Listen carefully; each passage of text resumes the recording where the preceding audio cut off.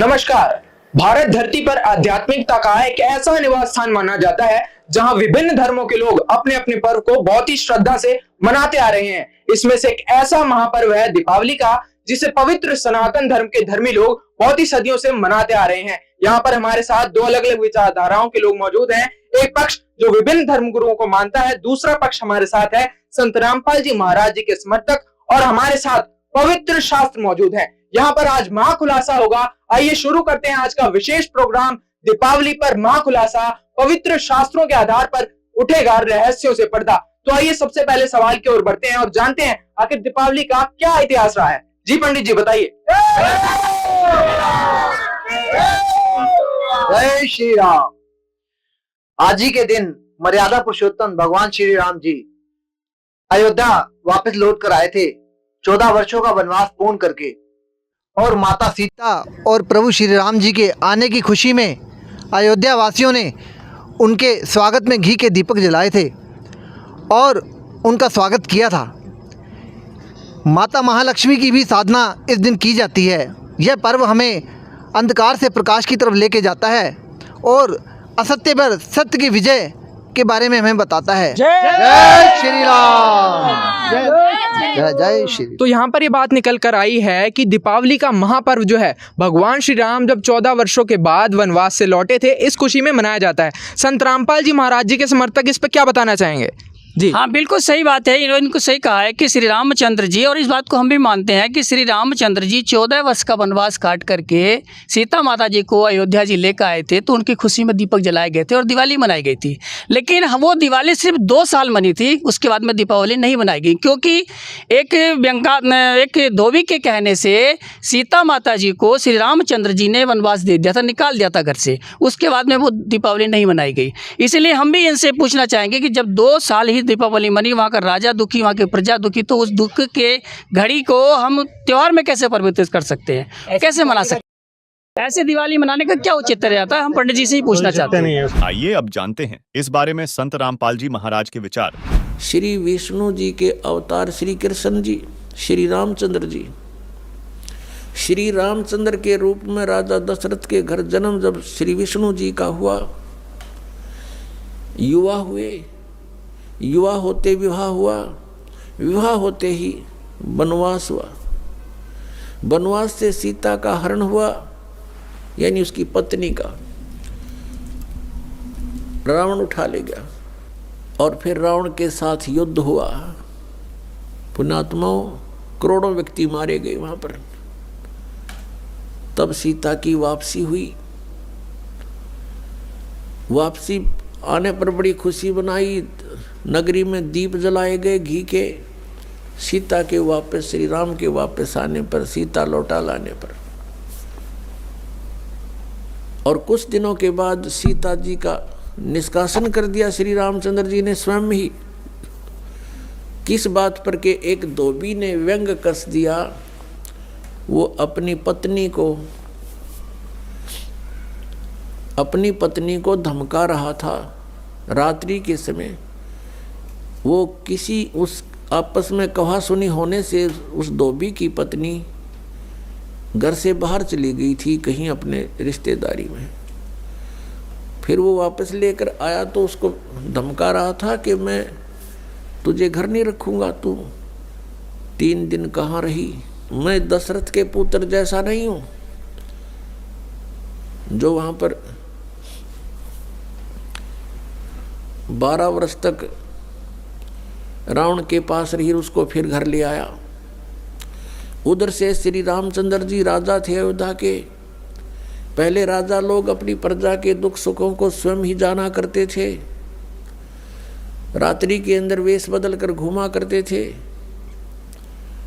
ये बात जब देखा कि किस घर में की आवाज़ आ रही है, वहाँ खड़ा होकर सुना, तब उसने सुनने को मिला कि मैं उस राजा दशरथ के पुत्र रामचंद्र जैसा नहीं हूँ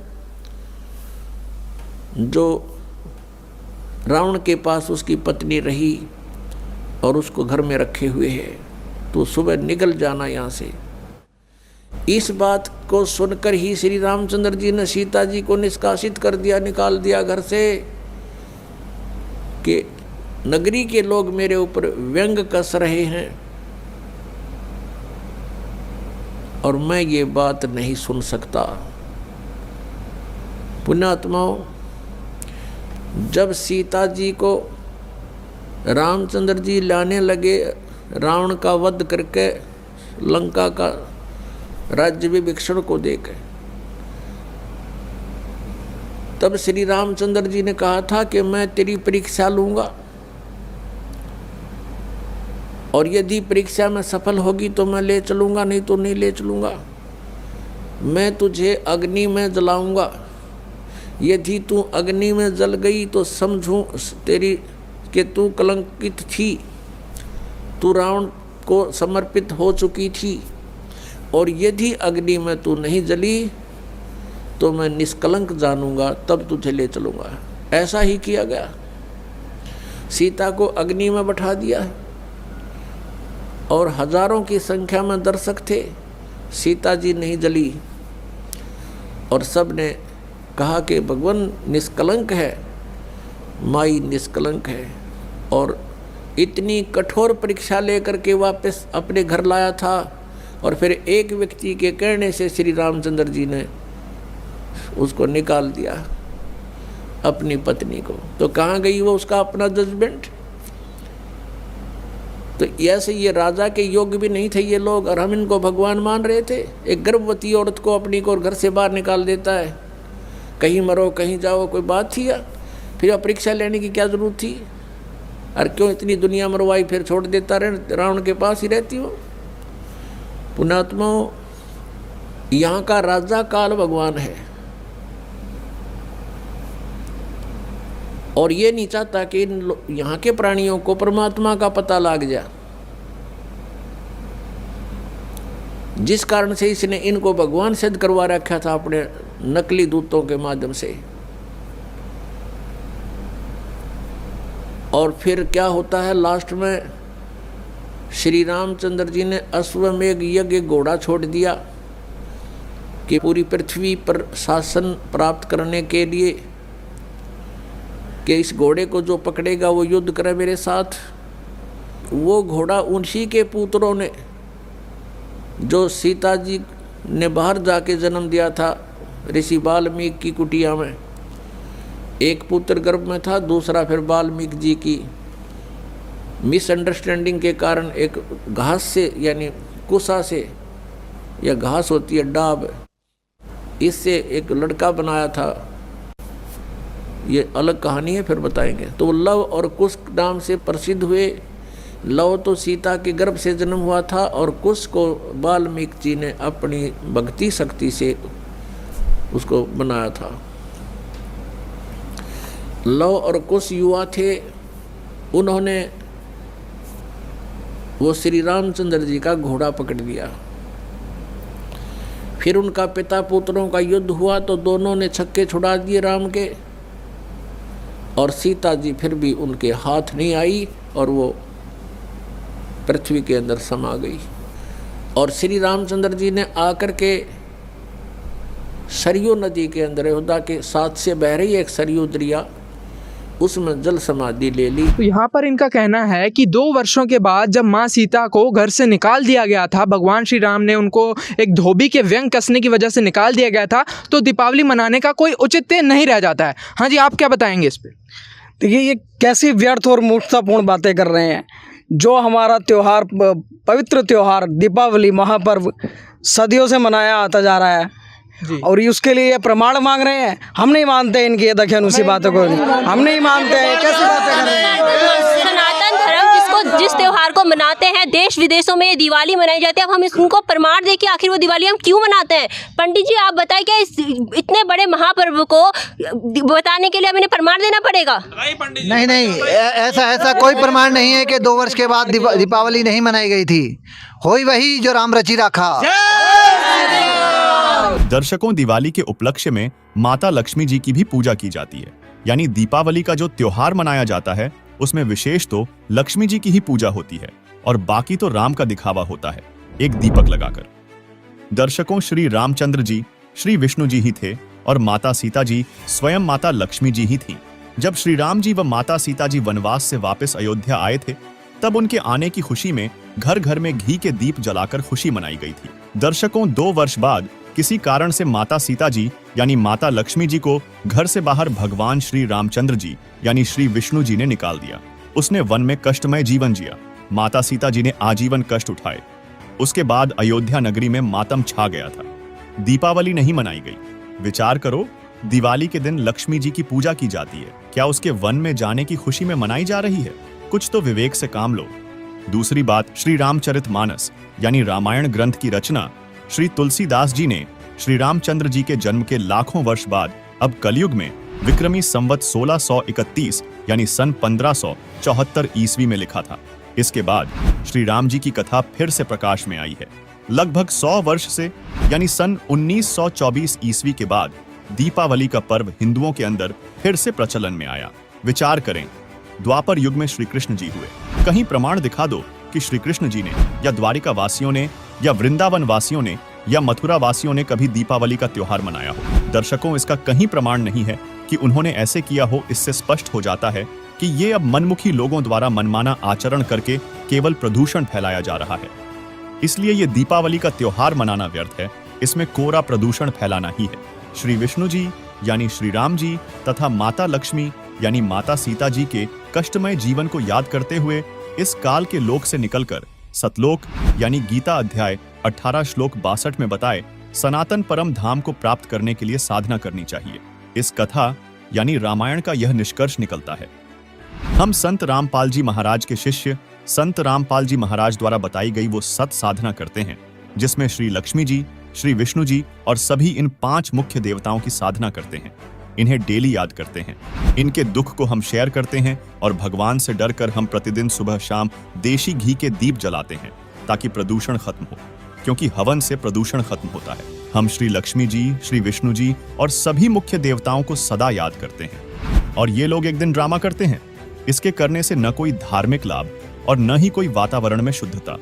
हम जो साधना करते हैं उससे धार्मिक लाभ के साथ साथ भगवान की डेली याद बनी रहती है।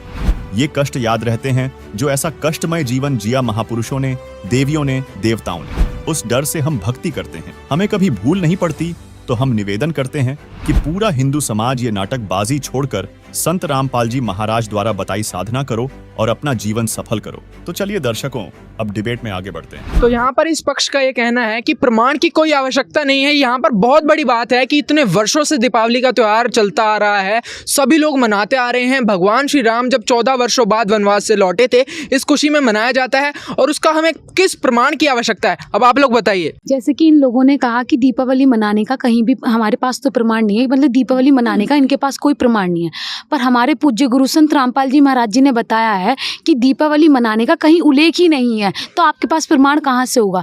क्योंकि हमारे गुरुजी ने बताया है कि हर एक कर्तव्य को करने के लिए शास्त्रीय प्रमाण होते हैं, जिसमें कि क्योंकि दीपावली का कहीं उल्लेख नहीं है। और श्रीमद् भगवद गीता के अध्याय नंबर 16 के श्लोक नंबर 23 में बताया गया कि हे अर्जुन, जो शास्त्र विधि को त्याग कर मन अपनी इच्छा से मनमाना आचरण करते हैं, उसको ना तो सुख प्राप्त होता है, ना परम गति प्राप्त होती है, ना ही वो सुख की गति प्राप्त कर पाता। उसी के साथ साथ श्रीमद् भगवद गीता के अध्याय नंबर 16 के श्लोक नंबर 24 में बताया गया है कि हे अर्जुन, तेरी कर्तव्य और अकर्तव्य की व्यवस्था के लिए शास्त्रीय प्रमाण है। अब आप खुद बताइए, जब दीपावली एक शास्त्रविरुद्ध पूजा मानी जाएगी क्योंकि दीपावली मनाने का कहीं पर मतलब उल्लेख नहीं है, तो इस प्रकार से दीपावली एक मनमाना आचरण है। देखिए, आप लोग राम जी को मानते हैं लेकिन प्रभु श्री राम की नहीं मानते।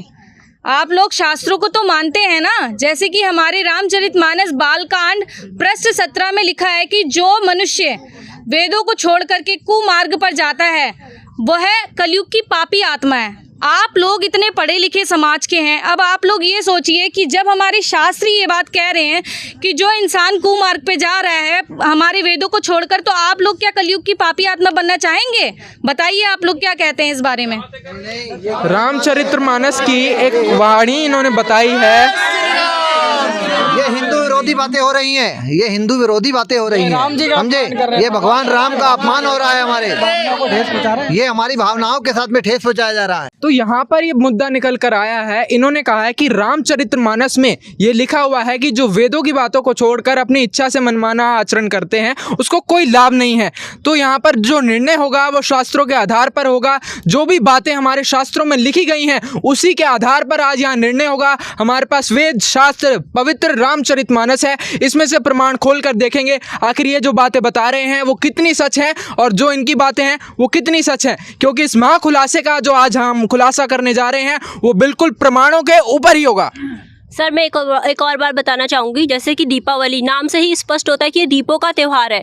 हर सनातनी धर्म को मानने वाले लोग, इनफैक्ट भारत में नहीं विदेशों में भी सनातनी धर्म को मानने वाले लोग हैं जो इस महापर्व को मनाते हैं। दीपावली वाले दिन दिए जलाते हैं जिससे हमें हवन यज्ञ का फल मिलता है और हमारे प्रभु श्री राम खुश होकर हम पर कृपा बरसाते हैं। जबकि हमारे सनातनी शास्त्रों में भी प्रमाण है कि अस्तो माँ सद्गमय तमसो माँ ज्योतिर्गमय, मतलब ज्योति जो यज्ञ होता है उससे काफ़ी सारे हमें लाभ प्राप्त होते हैं, तो हम क्यों ना करें। एक बार जैसे कि यज्ञ वाली बात आई है, तो हमारे जो दीपावली पर्व है उसमें हम काफ़ी पूजा करते हैं, हवन भी करते हैं पूरे विधि विधान के साथ, सामग्री के साथ। तो स्पेशली हम उस यज्ञ को करवाने के लिए हम अपने पंडित जी को बुलाते हैं। तो इनकी नज़रों में तो एक तरफ से वो भी व्यर्थ है और इसी के दीपावली का ये पर्व जो है दीपावली जो कह रहे हैं हमें पापी बता रहे हैं, तो ये सत्य है। इस सत्य को ये एकदम से ऐसे कैसे झुठला सकते हैं? क्या है, कब से चलता आ रहा है, दीपक जलाया जाता है, हवन यज्ञ होते हैं, इतनी सारी बातों को एकदम से आप लोग कैसे नकार सकते हैं? हाँ जी, आपसे सवाल लेता हूँ। हमारे मालिक हमारे संत रामपाल जी महाराज जी हमें ये भक्ति सिखाते हैं कि जो हमारे परमात्मा ने हमें बताया है, हमारे परमात्मा ने प्रमाण सहित ये दिखाया है कि आप जो भगवान का जो दिया जलाएं, आप लोग सिर्फ दिन में एक बार ना जलाएं, पूरे साल में एक बार ना जलाएं, आपको दिन में 2 बार वो दिया जलाना है, वो भी देसी घी का जलाना है। आप लोग जो हवन कर रहे हैं उससे कुछ नहीं होता, उससे सिर्फ कार्बन डाइऑक्साइड फैलती है। जो आप लकड़ियों का हवन कर रहे हैं इससे कुछ नहीं होने वाला। अगर आप पूरे साल में अगर आप एक दिन ये दिया जला रहे हैं तो इससे श्री प्रभु राम हमारे खुश नहीं होने वाले। अगर आप पूरे साल में एक दिन वो पूजा कर रहे हैं तो उससे कुछ भी हमारे घर में सुख समृद्धि नहीं आने वाली। यहाँ पर कहीं ना कहीं इनकी बात से मतलब थोड़ा तो इनकी बात ठीक है, क्योंकि साल में एक दिन पूजा करने से कोई पूजा सफल नहीं हो सकती। हमें मतलब पूरे वर्ष में वो पूजा साधनाएं करनी चाहिए। हाँ जी, क्या विचार रखते हैं? मैं इसको साइंटिफिक तरीके से भी बताना चाहती हूँ। जैसे ये बोलते हैं कि दिए जलाए जाते हैं, ये सरसों के तेल के दिए जलाते हैं जिसमें स्मोकिंग बहुत ज़्यादा होती है, जिससे पॉल्यूशन बहुत ज़्यादा फैलता है। और साथ में ये हवन यज्ञ करते हैं जिसमें लकड़ियों का उपयोग करते हैं, जिसमें कार्बन डाइऑक्साइड बहुत ज़्यादा फैलती है और हमारा जो वातावरण है वो दूषित है। हमारे गुरुजी संत रामपाल जी महाराज जी बताते हैं कि पुराणों के आधार पर बताते हैं कि हमें 5 यज्ञ करने चाहिए, जिसमें से एक ज्योति यज्ञ भी है। हम सुबह शाम घी की ज्योति जलाते हैं जिससे कि हमें सुख शांति भी प्राप्त होती है और हमारा वातावरण भी शुद्ध रहता है।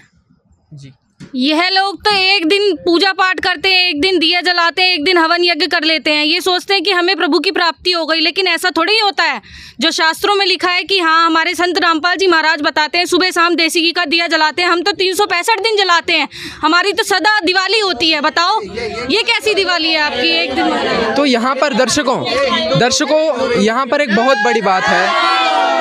तो दर्शकों यहाँ पर एक बहुत बड़ी बात है, आखिर शास्त्रों में जो लिखा है वो हमें मानना पड़ेगा। इनकी बात से ये टॉपिक यहाँ पर क्लियर होता है कि जो यहाँ पर जोत जलाई जाती है, शास्त्रों में जो लिखा हुआ है कि जोत जलानी चाहिए, जो दीपक जलाना चाहिए, उसका वेदों में प्रमाण है कि देसी घी का दीपक जलाया जाता है। बल्कि आज जो साधना होती है उसमें कहीं ना कहीं तेल का जो है दीपक जलाते हैं, प्रदूषण होता है। तो यहाँ पर ये टॉपिक इनकी साइड से क्लियर होता है। अब आप लोग बताइए, नेक्स्ट सवाल आप लोग क्या करना चाहते हैं? हम दीपावली पे पटाखे वगैरह फोड़ते हैं, हमारा अनार बम वगैरह जलाते हैं, क्या हम ये भी ना करें? कह रहे हैं कि हम ये बम वगैरह भी ना फोड़ें, क्या हमारे 2-3 दिन तो मिलते हैं सेलिब्रेट करने के लिए, इसके लिए मना कर रहे हैं? क्यों नहीं फोड़ेंगे बेटा? इनके कहने की क्या है? हम तो पटाखे भी फोड़ेंगे, दिवाली मनाएंगे, दीप भी जलाएंगे। बताइए।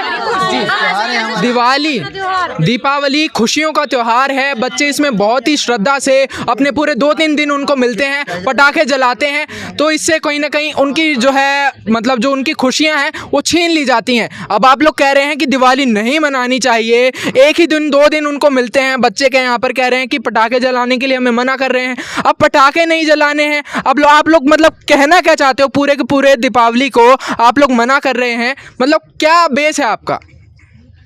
आप पटाखे चलाने की बात करते हो, इन पटाखों में आप कितने हादसे हो जाते हैं।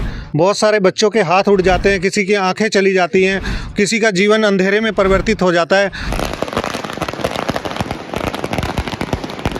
7 साल के बच्चे के हाथ में पटाखा फूट गया, जिससे उसके हाथ और आंख पर काफी गंभीर चोट आई। क्या हुआ, कैसे लगा?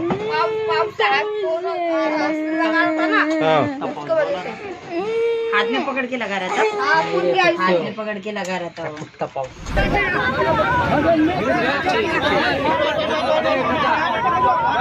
लगभग 1 घंटा हो गया।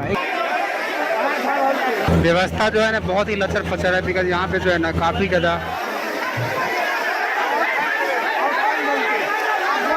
दिल्ली, पुणे, सागर, पटना, जालौन, सुपौल, किशनगंज, ये तमाम वो शहर हैं जहां दिवाली की रात कयामत की रात बनकर आई। बांसवाड़ा के खांडू कॉलोनी क्षेत्र में दिवाली की तैयारियों के बीच एक हादसे में 9 वर्षीय बच्चा फटाका फोड़ते समय झुलस गया। पुडुचेरी में दिवाली के दिन एक दर्दनाक हादसे की तस्वीरें सामने आई हैं। स्कूटर पर पटाखे लेकर जा रहे एक पिता और उनके 7 साल के बेटे की मौत हो गई। स्कूटर पर ले जा रहे पटाखे में जबरदस्त धमाका हो गया, जिससे दोनों की मौके पर ही मौत हो गई। ये हादसा पुडुचेरी विल्लुपुरम सीमा पर कल दोपहर में हुआ और ये पूरी घटना वहां लगे एक सीसीटीवी कैमरे में कैद हो गई। इस घटना का वीडियो सोशल मीडिया पर वायरल हो रहा है। जशपुर से बड़ी खबर, 9 साल के बच्चे की मौत हो गई है। बताया जा रहा है कि पटाखा फोड़ते समय यह हादसा हुआ और 9 साल के बच्चे की दर्दनाक मौत हो गई। कांच के गिलास ढककर फोड़ रहा था पटाखा, कांच के टुकड़े बच्चे के सीने में घुसे और इलाज के दौरान बच्चे ने दम तोड़ दिया। दिल्ली के अलीपुर इलाके में एक पटाखा फटने से 28 अक्टूबर को 9 साल के बच्चे की मौत हो गई।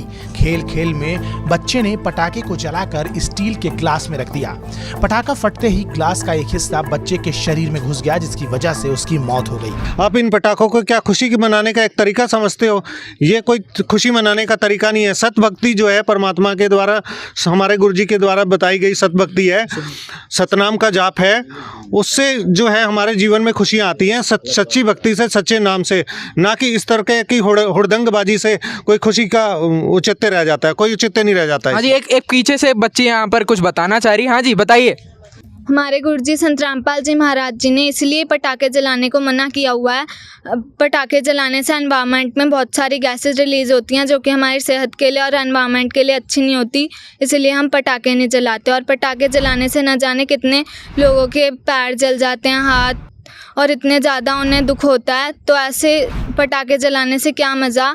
यहाँ पर एक बच्चे ने कहा कि हमें 2-3 दिन मिलते हैं पटाखे जलाने के लिए और हम उसे क्यों न मनाएं, हमारी खुशियाँ जो है छीन ली जाती हैं। वहीं दूसरी ओर संत रामपाल जी महाराज जी के जो समर्थक हैं, उनके छोटे छोटे बच्चे हैं, उनका ये कहना है, कितनी अच्छी शिक्षा उनको संत रामपाल महाराज ने दी है कि उनका ये कहना है कि ध्वनि प्रदूषण होता है, दूसरा पोल्यूशन होता है, इसलिए हमें नहीं मनानी चाहिए। इनको इतनी अच्छी शिक्षा संत रामपाल महाराज ने दी है। कहीं ना कहीं एक बच्चे ऐसे भी हैं जो पटाखे जलाने के लिए मना करते हैं और उससे एक्सीडेंट होते हैं, उससे दुर्घटनाएं हो जाती हैं। दिवाली वाले दिन वो नहीं पटाखे फोड़ते हैं और सदा दिवाली मनाते हैं। यहाँ पर बहुत बड़ी जो है बात यहाँ पर छोटे बच्चे जो है कर रहे हैं। अब आप लोग बताइए क्या कहना चाहेंगे।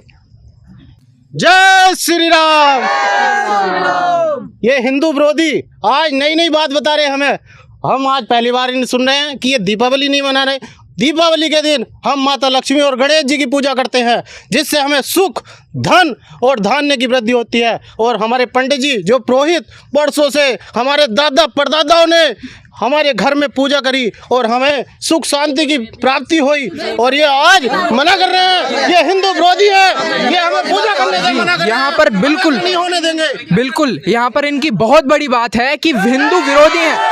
संत रामपाल महाराज के जो समर्थक हैं और संत रामपाल महाराज हैं, उनको ये लोग जो है हिंदू विरोधी बता रहे हैं, क्योंकि माँ लक्ष्मी की, माँ जो गणेश जी की पूजा साधना होती है वो इतने वर्षों से चलती आ रही है। आप लोग उसको क्यों मना कर रहे हो? आप लोग बताइए। जैसा कि इन्होंने बोला कि लक्ष्मी और गणेश की पूजा करने से धन की वृद्धि होती है, तो क्या एक दिन लक्ष्मी और गणेश की पूजा करने से धन आ जाता है?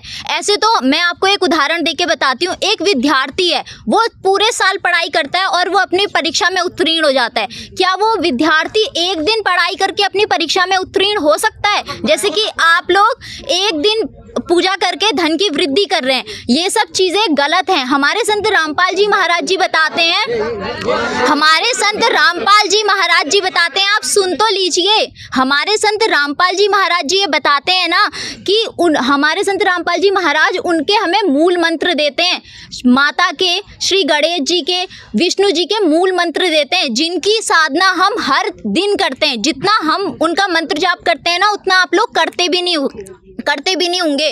और हम लोग शास्त्र अनुकूल साधना करते हैं। शास्त्र अनुकूल साधना करके ही हमारे पास धन की वृद्धि होती है और सुख प्राप्ति हो सकती है। हमारे संत रामपाल जी महाराज जी बोलते हैं, सदा दिवाली संत की 12 मास बसंत, प्रेम रंग जिन पे चढ़े उनके रंग अनंत। बताइए। मैं इनसे एक बात पूछना चाहती हूँ, जैसे कि ये कह रहे हैं कि माँ लक्ष्मी और गणेश जी की हम लोग साधना करते हैं, पूजा करते हैं और उनको हम प्रसन्न करते हैं सिर्फ एक दिन, और दूसरी तरफ ये कहते हैं कि हम भगवान जी का अनादर कैसे कर रहे हैं कि शराब पीकर, जुआ खेलकर, पटाखे फोड़ करके इस तरीके से भगवान खुश होते हैं। आप लोग शिक्षित हैं, आप लोगों को इस बात का पता होना चाहिए कि इस तरीके से कभी भगवान खुश हुए शराब पीने से, नशा करने से, जुआ खेलने से?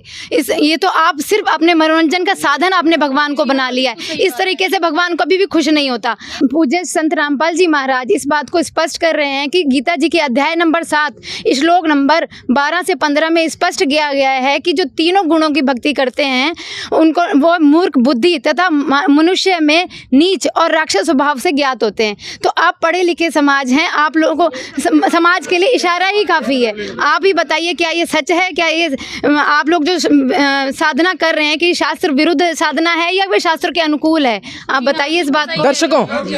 दर्शकों यहाँ पर एक बहुत बड़ी बात है। एक और तो संत रामपाल जी महाराज के जो अनुयायी हैं वो गीता जी के प्रमाण, रामचरितमानस जी के प्रमाण जो है देकर इनसे सवाल पूछ रहे हैं, और दूसरी ओर एक ऐसे जो लोग हैं जो सदा दिवाली मनाते आ रहे हैं, उनके बहुत सारे सवाल हैं। हाँ जी बताइए। जय श्री राम। मैं इनसे ये बोलना चाहूंगी, ये तीन देवता के बारे में ऐसा कैसे बोल सकते हैं? जो भगवान श्री राम है वो स्वयं विष्णु जी के अवतार हैं। वो जब इस धरातल पे आए थे उन्होंने ना जाने ऐसे कितने महान कार्य किए थे जो आज रामचरितमानस में विद्यमान है। क्या ये उस रामचरितमानस को मानते हैं? तो अगर ये मानते होते तो ये इस प्रकार की नीच बात कभी नहीं कहते। जी हाँ, बिल्कुल सही बात है कि भगवान श्री राम को मर्यादा पुरुषोत्तम कहा जाता है और उनकी जो भी बातें हैं वो पवित्र रामचरितमानस जी में वर्णित हैं। अब आप लोग बताइए क्या आप कहना चाहते हैं? देखिए, हम श्री राम जी के जीवन पे या फिर उनके चरित्र पर प्रश्न नहीं खड़ा कर रहे हैं। श्री राम जी का जैसा चरित्र था शायद ही किसी का चरित्र होगा। श्री राम जी 3 लोक के अधिपति थे, वे विष्णु जी के अवतार थे। हम बात कर रहे हैं श्री राम जी के मर्यादा की। कहीं ना कहीं उन्होंने अपनी मर्यादा तोड़ी। खुद उनके पुत्र लव और कुश उनसे प्रश्न करते हैं कि हे राम, आपने अपनी मर्यादा क्यों तोड़ दी? नकली सीता के चक्कर में असली सीता क्यों छोड़ दी? राम जी ने अपनी प्रजा के कहने पे माता सीता को त्याग दिया था। मतलब उन्होंने धोबी के कहने मात्र से कि ये रावण की यहाँ पे रहकर आई है और राम जी ने उन्हें अपने अयोध्या में रख लिया है, तो ऐसा नहीं होगा। तो ये इतना सा मात्र कहने पर राम जी ने सीता जी को छोड़ दिया था। क्या सीता जी के प्रति राम जी की कोई मर्यादा नहीं थी? वो सिर्फ अपनी प्रजा के प्रति मर्यादा दिखा रहे थे। तो यहाँ पे ये राम जी ने कहीं ना कहीं अपनी मर्यादा तोड़ी है। और आप राम जी को ये बताते हैं कि वो हमें कर्म बंधन से मुक्त करते हैं। राम जी तो खुद अपने कर्म बंधन से मुक्त नहीं हुए थे। नारद जी द्वारा दिए गए श्राप से वो राम जी ने क्या कहते हैं इतना जीवन दुख से भोगा है। तो आप कैसे कह सकते हैं कि राम जी आपको कर्म बंधन से मुक्त कर देंगे? और यहाँ पर संत रामपाल महाराज के समर्थकों का कहना है कि कहीं ना कहीं भगवान राम, मर्यादा पुरुषोत्तम श्री राम ने कहीं ना कहीं अपनी मर्यादा तोड़ी थी और वो कर्म बंधनों में फंसे हुए थे। वो भी अपने कर्म जो है कहीं ना कहीं भोग रहे थे। अब आप लोग क्या बताएंगे? ये क्या बात कर रहे हैं? इनकी बात ही सब गलत है। इनको तो राम का मतलब ही नहीं पता है। राम का मतलब वो मर्यादा पुरुषोत्तम राम है। राम के नाम से ही जीव सारे कर्मों के बंधन से मुक्त हो जाते हैं। ये कैसी बातें कर रहे हैं? इनकी बात ही गलत है पूरी। इनकी बात का कोई कोई सर पैर नहीं है। रामचंद्र जी खुद मर्यादा पुरुषोत्तम थे। उनके तो नाम से ही कितने लोग भवसागर के पार हो गए। आप क्या? तो यहाँ पर एक प्रश्न निकल कर आया है कि भगवान जो राम थे वो कर्म बंधनों में फंसे हुए थे या नहीं फंसे हुए थे? अब आप लोग बताइए क्या आंसर है आपका। जैसे कि ये बात कर रहे हैं कि श्री राम जी की लीला थी, ये तो सब उनकी प्रकार की लीला है। श्री राम जी खुद कर्म बंधनों से बंधे हुए थे। जब आप सब जानते कि श्री राम जी त्रेता युग में आए थे और वो त्रेता युग में उन्होंने जो बाली थे उनको छल करके मारा था, मतलब उनको छिपकर मारा था। वही श्री राम जी द्वापर युग में श्री कृष्ण वाली आत्मा बनी और वही बाली द्वापर युग में बलिया नामक शिकारी बने, क्योंकि वहाँ भगवान श्री राम जी ने बाली को छिपकर मारा था, मतलब छल से मारा था। और उसी बलिया वाली आत्मा जो बाली की थी उसने श्री कृष्ण को उन शिकारी के रूप में तीर मारकर उनको मारा। जब श्री राम जी कर्म बंधन से मुक्त नहीं हो पाए तो वो हमको क्या कर्म बंधन से मुक्त करेंगे? और आप कह रहे हो ये एक लीला है, ये एक लीला नहीं है, क्योंकि भगवान भी कर्म बंधनों में बंधे हुए हैं और भगवान भी कर्म बंधनों में बंधे हुए हैं और वो हमें क्या मुक्त कर पाएंगे? वो हमारे पाप कर्म नहीं काट सकते हैं। अब आप लोग बताइए कौन? हाँ जी आप बताइए, यहाँ पर पीछे से एक सवाल आया है, ये लेते हैं जी। भगवान श्री राम ही सर्व सृष्टि के रचनहार हैं, उनसे बड़ा कोई नहीं है, वही सर्वोपरि भगवान है। भगवान श्री राम से बढ़कर मैं किसी भगवान को नहीं मानती और ना ही मानूंगी, वही मेरे लिए सर्वोपरि भगवान है। इनके कहने से कुछ नहीं होता है। भगवान श्री राम ही संपूर्ण सृष्टि के रचनहार हैं, अजर अमर भगवान, अविनाशी वही है सब कुछ। भगवान श्री राम ही अजर अमर अविनाशी हैं, उनसे बढ़कर कोई भी नहीं है सनातनी धर्म के लिए, और ना ही मैं मानती हूँ और ना ही मैं मानूंगी। तो दर्शकों यहाँ पर एक बहुत बड़ी बात निकल कर आई है। जो राम पक्ष है, भगवान श्री राम के भक्तों का ये कहना है कि भगवान राम से ऊपर ना कोई था ना कोई होगा। अब आप लोग बताइए क्या जवाब देना चाहते हैं? हाँ जी। जैसे कि इन्होंने कहा कि भगवान श्री राम अजर अविनाशी हैं, तो मैं इन्हें बताना चाहूँगा कि भगवान राम श्री विष्णु जी के अवतार हैं और हमारे गुरुजी संत रामपाल जी महाराज ने देवी भागवत से प्रमाणित करके बताया है। दर्शकों, श्रीमद् देवी भागवत पुराण के 3 स्कंध अध्याय 5 पर श्री विष्णु जी उर्फ श्री रामचंद्र जी ने श्री दुर्गा जी की स्तुति करते हुए कहा, तुम शुद्ध स्वरूपा हो, ये सारा संसार तुम्ही से उद्भासित हो रहा है। मैं विष्णु, ब्रह्मा और शंकर, हम सभी तुम्हारी कृपा से ही विद्यमान हैं। हमारा आविर्भाव अर्थात जन्म और तिरोभाव अर्थात मृत्यु हुआ करता है, अर्थात हम तीनों देव नाशवान हैं, केवल तुम ही नित्य हो, जगत जननी हो, प्रकृति देवी हो। फिर आगे श्रीमद् देवी भागवत इसी प्रकरण में भगवान शंकर बोले, देवी, यदि महाभाग विष्णु तुम ही से प्रकट हुए हैं तो उनके बाद उत्पन्न होने वाले ब्रह्मा भी तुम्हारे ही बालक हुए। फिर मैं तमोगुणी लीला करने वाला शंकर क्या तुम्हारी संतान नहीं हुआ? अर्थात मुझे भी उत्पन्न करने वाली तुम ही हो। शिवे, संपूर्ण संसार की सृष्टि करने में तुम बड़ी चतुर हो। इस संसार की सृष्टि, स्थिति और संहार में तुम्हारे गुण सदा समर्थ हैं। उन्हीं तीनों गुणों से उत्पन्न हम ब्रह्मा, विष्णु एवं शंकर नियमानुसार कार्य में तत्पर रहते हैं। दर्शकों, अब शास्त्रों से देख लेते हैं श्री विष्णु अर्थात श्री रामचंद्र जी की क्या स्थिति है। ये भगवान हैं भी या नहीं? देखिए किस प्रकार ब्रह्मा और विष्णु को भी खुद के ईश होने का भ्रम हो गया था और किस प्रकार काल ब्रह्म ने उनको ये साफ किया कि आप तीनों देवता ईश नहीं हैं। ईश यानी भगवान नहीं है, अर्थात सबके धारण पोषण करने वाले नहीं हैं। ये है शिव महापुराण हिंदी टीका सहित भाग 1 विधा वृद्धि पंडित ज्वाला प्रसाद जी मिश्र कृत हिंदी टीका सहित, जिसके प्रकाशक हैं खेमराज श्री कृष्ण दास, जो कि मुंबई से प्रकाशित है। इसके रुद्र संहिता 1 अध्याय 6 से 10 में लिखा है कि दोनों के युद्ध को देखते हुए काल यानी ब्रह्म, जो तीनों देवताओं के पिता हैं, अपने तीसरे पुत्र शिव का रूप बनाकर युद्ध के मैदान में प्रकट हो जाते हैं। तभी काल ब्रह्म शिव के रूप में उनके सामने आते हैं और कहते हैं कि अज्ञानतावश तुम दोनों ने अपने आप को भगवान मान लिया। तुम ईश नहीं हो, तुम भगवान नहीं हो। यही बताने के लिए मैं रण स्थान पर आया हूँ। दर्शकों, शिव पुराण में यहाँ स्पष्ट लिखा है कि काल ब्रह्म शिव में प्रकट होकर ब्रह्मा और विष्णु को कह रहा है कि तुमने जो अज्ञानता से अपने को ईश माना, ये बड़ा अद्भुत हुआ। अर्थात तुम ईश नहीं हो, तुम भगवान नहीं हो। तुम्हारा ये भ्रम दूर करने के लिए ही मैं यहाँ रण स्थान पर प्रकट हुआ हूँ। दर्शकों, यही भ्रम हिंदू धर्म के बहुत से धर्म गुरुओं को हो रखा है, जबकि हमारे पुराण ये स्पष्ट कर रहे हैं कि ये तीनों देवता पूर्ण परमात्मा नहीं हैं, इनसे ऊपर कोई और भगवान है। दर्शकों, आइए अब आपको एक और प्रमाण दिखाते हैं जिसमें स्पष्ट होता है कि यह तीनों देव नाशवान हैं और देवी दुर्गा इनकी माता है। ये है संक्षिप्त देवी भागवत, जिसके पेज 138 पर विष्णु भगवान देवी दुर्गा से कहते हैं कि तुम शुद्ध स्वरूपा हो। यह सारा संसार तुमसे उद्भासित हो रहा है। मैं यानी विष्णु, ब्रह्मा और शंकर तुम्हारी कृपा से विद्यमान है। हमारा तो आविर्भाव यानी जन्म, तिरोभाव यानी मृत्यु हुआ करता है। केवल तुम ही नित्य हो, जगत जननी हो, प्रकृति और सनातनी देवी हो। दर्शकों, ये प्रकृति शब्द भी आप ध्यान में रखना। प्रकृति इसी दुर्गा को कहते हैं। ये हम आपको आगे चलकर गीता जी से प्रमाणित करेंगे। दर्शकों, इस लेख से ये बात स्पष्ट हुई कि तीनों देवता ब्रह्मा, विष्णु और शिव नाशवान हैं और उनकी माता देवी दुर्गा हैं। आगे भगवान शिव यानी शंकर जी देवी दुर्गा को कहते हैं कि हे देवी, यदि महाभाग विष्णु तुम ही से प्रकट हुए हैं तो उनके बाद उत्पन्न होने वाले ब्रह्मा भी तुम्हारे ही बालक हुए, तो फिर मैं तमोगुणी लीला करने वाला शंकर तुम्हारी संतान नहीं हुआ, यानी मुझे भी उत्पन्न करने वाली तुम ही हो। आगे कहते हैं कि हे देवी, इस संसार की सृष्टि, स्थिति और संहार में तुम्हारे गुण सदा समर्थ हैं।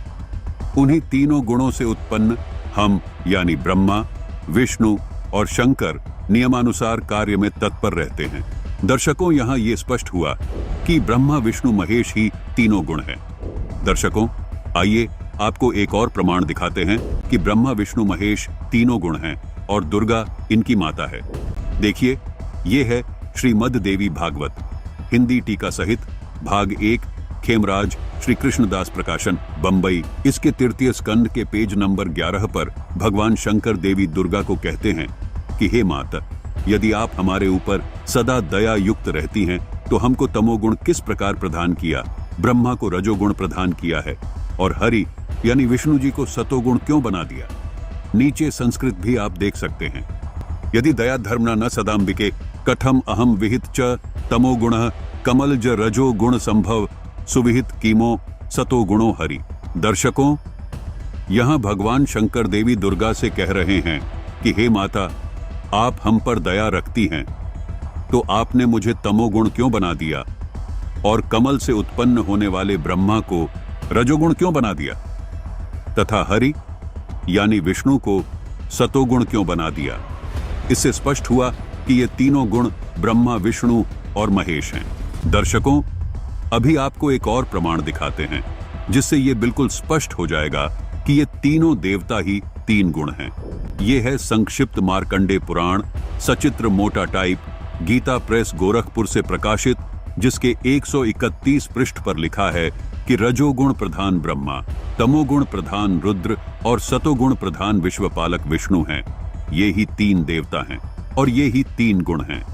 दर्शकों, मार्कंडे पुराण ने ये स्पष्ट कर दिया कि ये तीनों देवता ही तीन गुण हैं।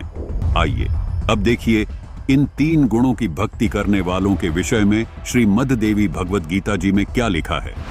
ये है श्रीमद् भगवत गीता, गीता प्रेस गोरखपुर से प्रकाशित, अध्याय 7 के श्लोक 12 में लिखा है कि जो सतोगुण से उत्पन्न होने वाले भाव हैं और जो रजोगुण से तथा तमोगुण से होने वाले भाव हैं, उनको तू मुझसे ही होने वाला ऐसा जान। इस श्लोक में यह स्पष्ट हुआ कि रजोगुण यानी ब्रह्मा से उत्पत्ति, सतोगुण विष्णु से स्थिति और तमोगुण शिव जी से संहार हो रहा है। अध्याय 7 के श्लोक 13 में लिखा है कि गुणों के कार्य रूप सात्विक, रजस और तमस, इन तीनों प्रकार के भाव से ये सारा संसार मोहित हो रहा है, इसलिए इन तीनों गुण से परे मुझे नहीं जानते। अध्याय 7 के श्लोक 14 में लिखा है कि ये त्रिगुणमयी माया बड़ी दुस्तर यानी घटिया है।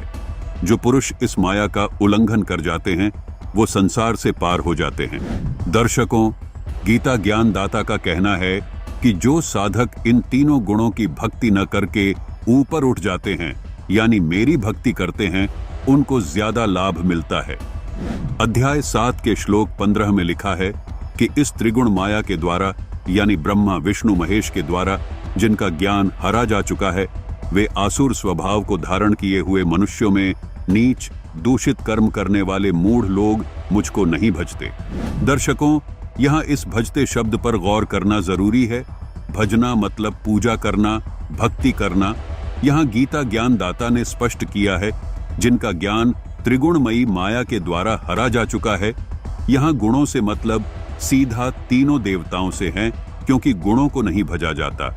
यहाँ गीता ज्ञानदाता का कहना है कि जिनका ज्ञान इन त्रिगुणमयी माया के द्वारा अथवा इन तीनों देवताओं के द्वारा हरा जा चुका है, मतलब जो इन देवताओं को ही भगवान मान चुके हैं, वो असुर स्वभाव को धारण किए हुए मूढ़ यानी मूर्ख लोग मुझे भी नहीं भजते। दर्शकों, ये सिद्ध हुआ कि हमारे हिंदू धर्म के शीर्ष शंकराचार्यों को भी अपने शास्त्रों का ज्ञान नहीं है। केवल सुनी सुनाई बातों को भोली जनता के सामने सुनाकर केवल झूठी महिमा बनाए बैठे हैं। वास्तविक ज्ञान संत रामपाल जी महाराज ने अपने ही पवित्र शास्त्रों से आप सबके सामने रख दिया है। तो इससे सिद्ध होता है कि भगवान विष्णु जन्म और मरण में आते हैं। इसमें देवी भागवत में साफ स्पष्ट कहा गया है। जी, इसी के साथ जैसे इन्होंने बताया कि भगवान विष्णु जी जन्म मरण के उसमें हैं, तो जो श्री राम जी थे, भगवान राम जी थे, वो भी विष्णु जी के ही अवतार थे। तो कहीं ना कहीं इससे भी ये सिद्ध होता है कि जो राम जी थे, भगवान श्री राम जी, वो भी जन्म मरण के चक्कर में थे। तो आप जो ये बात कह रहे हैं कि वो अविनाशी परमात्मा थे, ये बिल्कुल गलत है। ये आप शास्त्रों से विरुद्ध बातें कर रहे हैं। आप अपने सदग्रंथों को पढ़ के देखिए। आप पंडित जी इतने महंत बने बैठे हैं यहाँ पे, तो आप कम से कम अपने ग्रंथों को खोल के देखिए, उसमें लिखा क्या है, कम से कम आप ये तो पढ़िए। तो दर्शकों, यहाँ पर एक और प्रमाण जो है संत रामपाल महाराज का जो पक्ष है उसने दिया है। इन्होंने कहा है कि श्रीमद् देवी भागवत महापुराण के अंदर लिखा हुआ है कि ब्रह्मा, विष्णु और महेश जी स्वयं कह रहे हैं कि हम अविनाशी नहीं हैं। बताइए क्या कहना चाहते हैं इसके बारे में। जैसे कि इन्हें अभी बताया गया, जो ब्रह्मा विष्णु महेश है वो नाशवान भगवान है और इनकी उत्पत्ति माता दुर्गा से हुई है। हमें भी इस चीज का ज्ञान नहीं था कि ब्रह्मा विष्णु महेश नाशवान भगवान है। यह तो हमारे संत रामपाल जी महाराज जी ने हमें अपने शास्त्र खोलकर बताए। देखो, शास्त्र तो हमारे पास रखे रहते हैं, हम शास्त्रों को समझ भी नहीं सकते, क्योंकि शास्त्र समझने के लिए हमें एक गुरु को धारण करना पड़ेगा, और वो भी वास्तविक गुरु को। और संत रामपाल जी महाराज जी ने उन्हें उन सभी सदग्रंथों को खोलकर उनका वास्तविक अर्थ बताया, क्योंकि हम अपने सदग्रंथों का अनर्थ कर बैठे हैं। और परंतु वर्तमान में संत रामपाल जी महाराज जी उन सभी सदग्रंथों के अनर्थों का अर्थ वास्तविक रूप में सही कर पा रहे हैं, क्योंकि संत रामपाल जी महाराज जी ने बताया कि जैसे कि ये नाशवान भगवान है, इनकी माता दुर्गा है, तो इनके पिता भी काल ब्रह्म है, जिसको क्षर पुरुष के रूप में बताया गया। सदग्रंथों में उसको क्षर पुरुष के रूप में भी संबोधित किया गया। वो 21 ब्रह्मांड का अधिपति हैं, जैसे कि वो इन त्रिदेवों के पिता हैं और वो माता दुर्गा के पति हैं। उसी के साथ साथ श्रीमद् देवी भागवत महापुराण तृतीय स्कंद पृष्ठ नंबर 114 से 115 में हमारे गुरुजी ने बताया कि इसमें बताया गया है कि इन त्रिदेवों की जो माता पिता हैं वो काल ब्रह्म माता दुर्गा हैं, जिसमें बताया गया है कि जो माता दुर्गा हैं उनको वहाँ माता दुर्गा को अष्टांगी प्रकृति के रूप में संबोधित किया गया और उस काल ब्रह्म को क्षर पुरुष के रूप में संबोधित किया गया। और उसमें बताया गया है कि वह अविभाज्य रूप में रहते हैं, वह अविभाज्य रूप से अपना संबंध स्थापित करते हैं और उन्हीं से वह सभी जीव उत्पन्न होते हैं, जैसे कि ब्रह्मा विष्णु महेश उन्हीं से उत्पन्न हुए। श्रीमद् देवी भागवत के पृष्ठ नंबर 129 में भी बताया गया इन त्रिदेवों से ऊपर वो क्षर पुरुष है, जो कि 21 ब्रह्मांड के अधिपति हैं। उसी के साथ साथ अध्याय नंबर 14 के श्लोक नंबर 3 से 5 में भी बताया गया है कि वो ये जितने भी जीव प्राणी जो ब्रह्मा विष्णु महेश हैं वो माता दुर्गा व काल पुरुष के सहयोग से उत्पन्न होते हैं, जो कि उस परमात्मा की अविनाशी आत्माएं होती हैं। पर सभी ये जो भगवान है वो नाशवान भगवान है, और हम आपको इस चीज़ का प्रमाण भी देंगे, क्योंकि हमारे गुरुजी ने सदग्रंथों को खोलकर हमें दिखाया। और हम ये चाहते हैं कि आप को भी ये हम अपने सदग्रंथ खोलकर दिखा पाएं कि हमारे सदग्रंथ बता क्या रहे हैं। हम अपने सदग्रंथों को मानते हैं, पर सदग्रंथों की लिखी बातों को नहीं मानते हैं।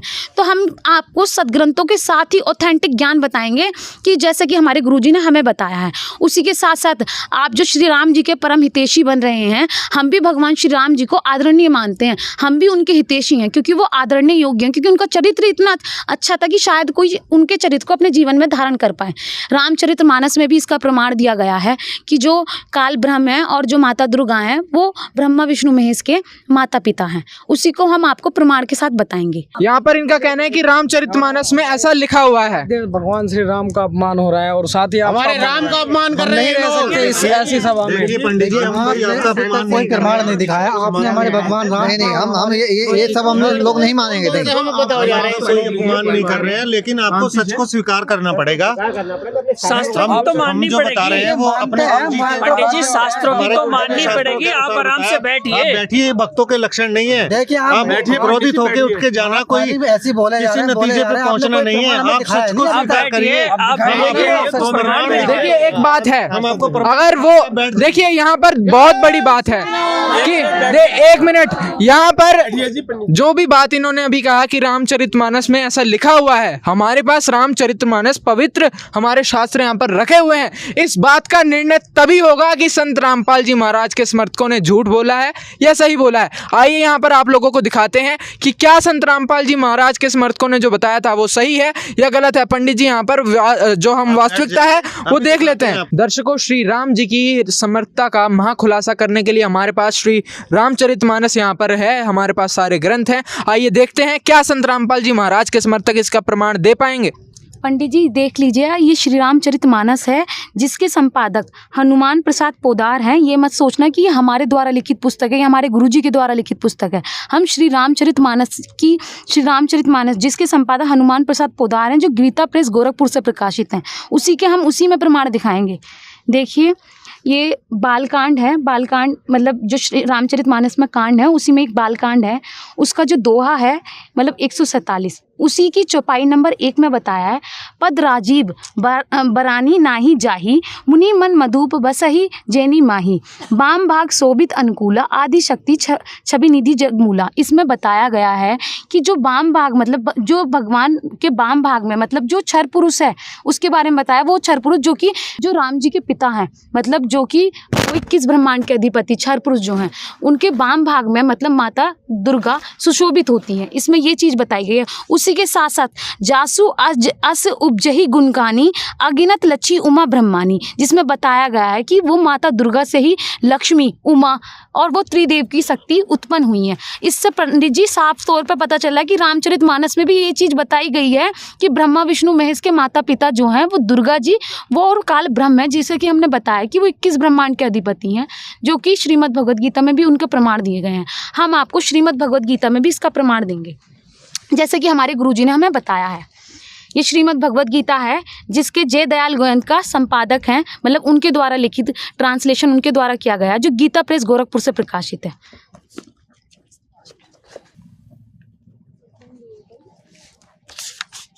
देखिए पंडित जी, ये श्रीमद् भगवद गीता का 14वां अध्याय है, मतलब कि 14 अध्याय में बताया गया है। ये 14 अध्याय का 3रा श्लोक है, जिसमें बताया गया है कि हे अर्जुन, मेरी महत ब्रह्म रूप मूल प्रकृति संपूर्ण भूतों की योनि अर्थात गर्भधान का स्थान है, और मैं उस योनि में चेतन समुदाय रूप गर्भ को स्थापन करता हूँ, और उस जड़ चेतन के सहयोग से सब भूतों की उत्पत्ति होती है। मतलब यहाँ जो श्रीमद् भगवद गीता के गीता ज्ञान दाता हैं, जो कि काल ब्रह्म है, वह बता रहे हैं अर्जुन से हे, और उसी के साथ साथ ये बता रहे हैं कि ये श्रीमद् भगवद गीता का अध्याय नंबर 14 का श्लोक नंबर 4 है कि हे अर्जुन, नाना प्रकार की सब योनियों में जितनी मूर्तियां अर्थात शरीरधारी प्राणी उत्पन्न होते हैं, प्रकृति तो उन सब की गर्भ धारण करने वाली माता है, और मैं बीज को स्थापन करने वाला पिता हूँ। तो मतलब वो बीज को स्थापन करने वाला कौन है? वो क्षर पुरुष है। उसी के साथ साथ ये 5वां श्लोक है, हे अर्जुन, सतगुण, रजोगुण और तमोगुण ये प्रकृति से उत्पन्न तीनों गुण अविनाशी जीवात्माओं को शरीर में बांधते हैं। मतलब जो हम अविनाशी जीवात्मा हैं, क्योंकि आत्माएं तो कभी मरती नहीं है, शरीर तो इंसान का मर जाता है, तो हम जितनी भी आत्माएं वो ब्रह्मा विष्णु महेश के काल में बंधे हुए हैं, और इस प्रकार ये नाशवान भगवान है। हमने आपको इस चीज का प्रमाण दिया। दर्शकों, चलिए आपको प्रमाण दिखाते हैं कि ब्रह्मा विष्णु महेश तीनों गुण हैं और दुर्गा इनकी माता है।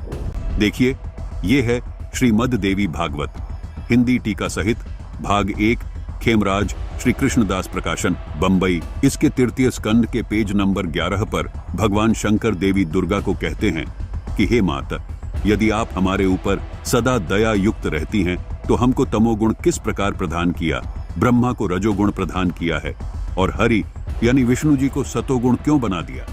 नीचे संस्कृत भी आप देख सकते हैं।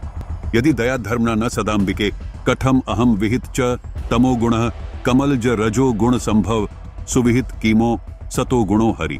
दर्शकों, यहाँ भगवान शंकर देवी दुर्गा से कह रहे हैं कि हे माता, आप हम पर दया रखती हैं, तो आपने मुझे तमोगुण क्यों बना दिया, और कमल से उत्पन्न होने वाले ब्रह्मा को रजोगुण क्यों बना दिया, तथा हरि यानी विष्णु को सतोगुण क्यों बना दिया।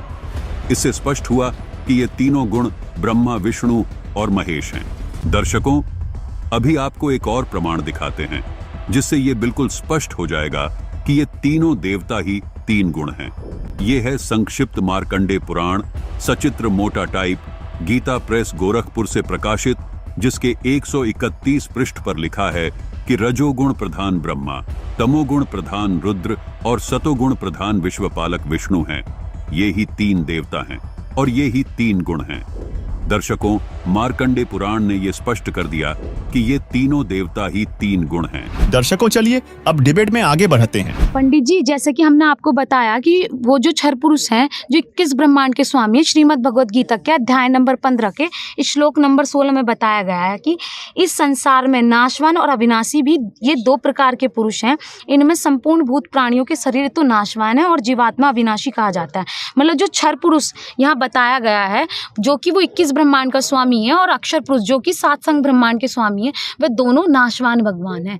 तो उन्हीं से द्वारा जो उत्पन्न मतलब आत्माएं हैं वो अविनाशी हैं। जो जीवात्मा तो कभी मरती नहीं है, तो इस प्रकार आत्माएं तो अविनाशी है, पर वो क्षर पुरुष भी नाशवान भगवान है। अविनाशी भगवान तो कोई और है, जिसकी हमारी साधना संत रामपाल जी महाराज जी बताते हैं। अब पंडित जी, हमने तो कुछ अपनी मनमुखी बातें नहीं बोली, ये तो आप ही और हम सबके धर्मशास्त्री बोल रहे हैं। क्या आपके हमारे धर्मशास्त्र अलग नहीं है? धर्मशास्त्र तो एक ही है। अब पंडित जी आप खुद देख लीजिए, कुछ भी हमारे गुरु जी या हम कुछ भी गलत बोल रहे हो।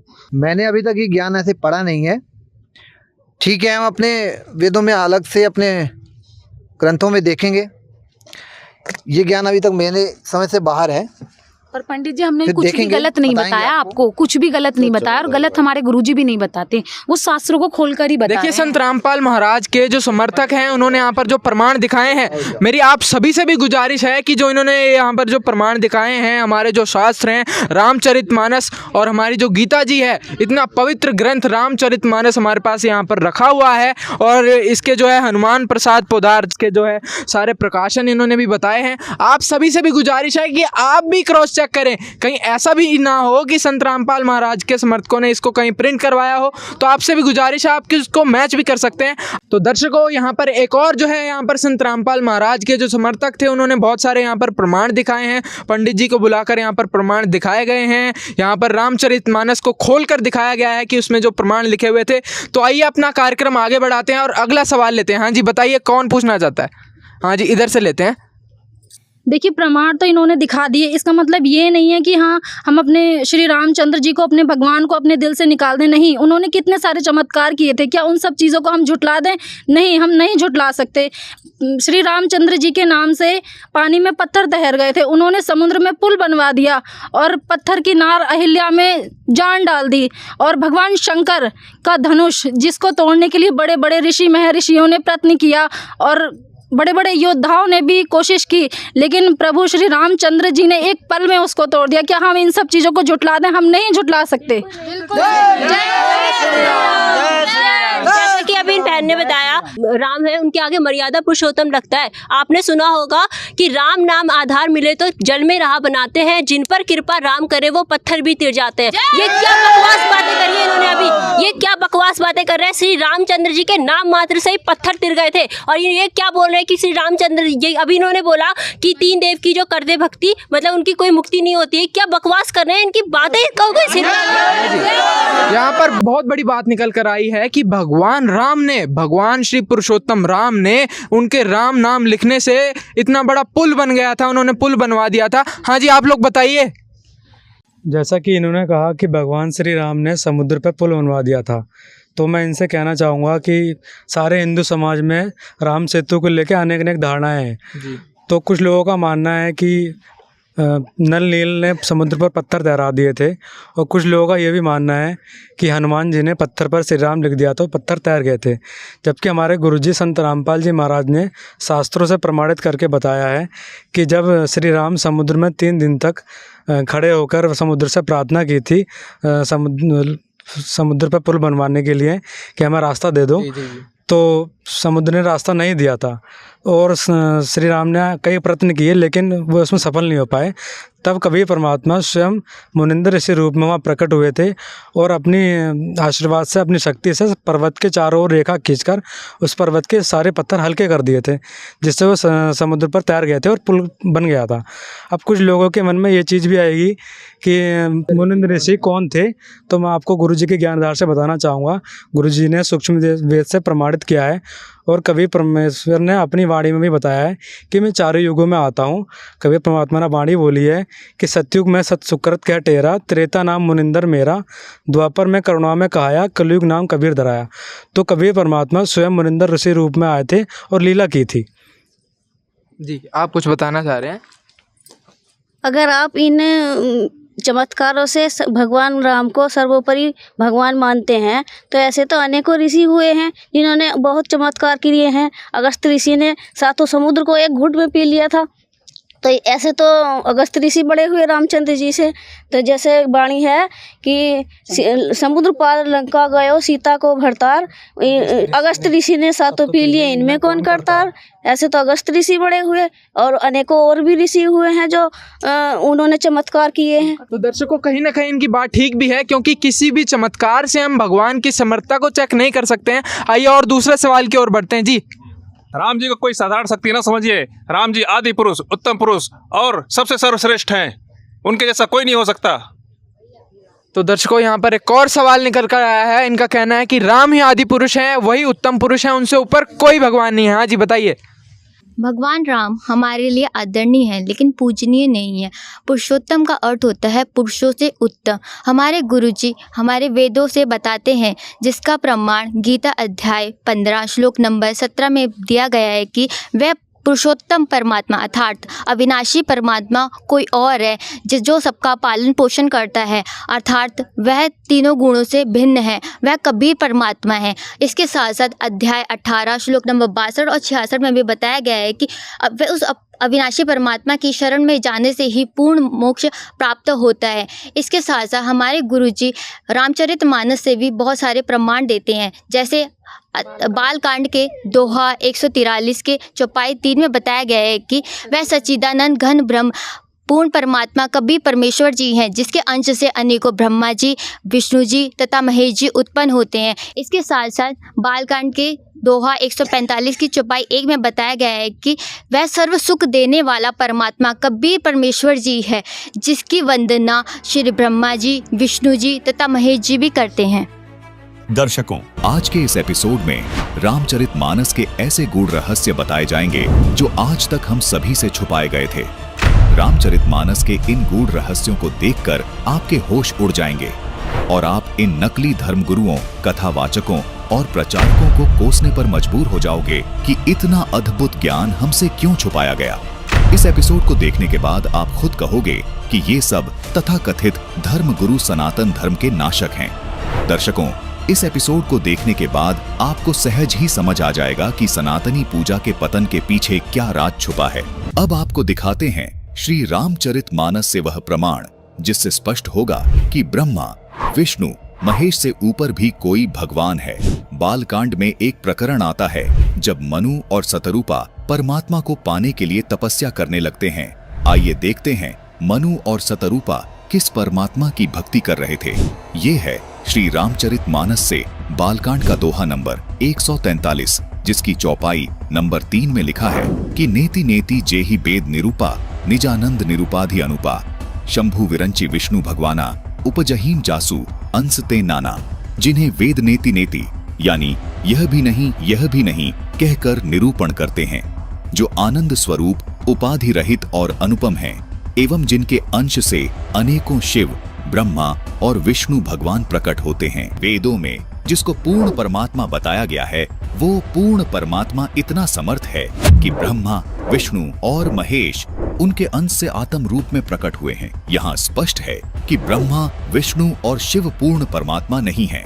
जिसके अंश से ये तीनों देवता उत्पन्न होते हैं, वो पूर्ण परमात्मा है।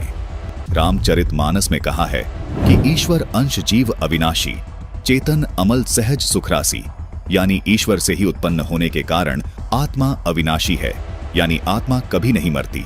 जिस परमेश्वर से जीव आत्मा उत्पन्न हुआ है वह परमेश्वर अविनाशी, चेतन, निर्मल और स्वभाव से सुख की राशि है। लेकिन सब जीवों के शरीर नाश हो जाते हैं, जिसका समर्थन गीता अध्याय 15 श्लोक 16 भी करता है। आत्मा को अविनाशी इसीलिए कहा गया है क्योंकि आत्मा रूप में ब्रह्मा, विष्णु, महेश, दुर्गा व क्षर पुरुष यानी गीता ज्ञान दाता तथा सर्व प्राणियों की उत्पत्ति उसी पूर्ण परमात्मा ने की है।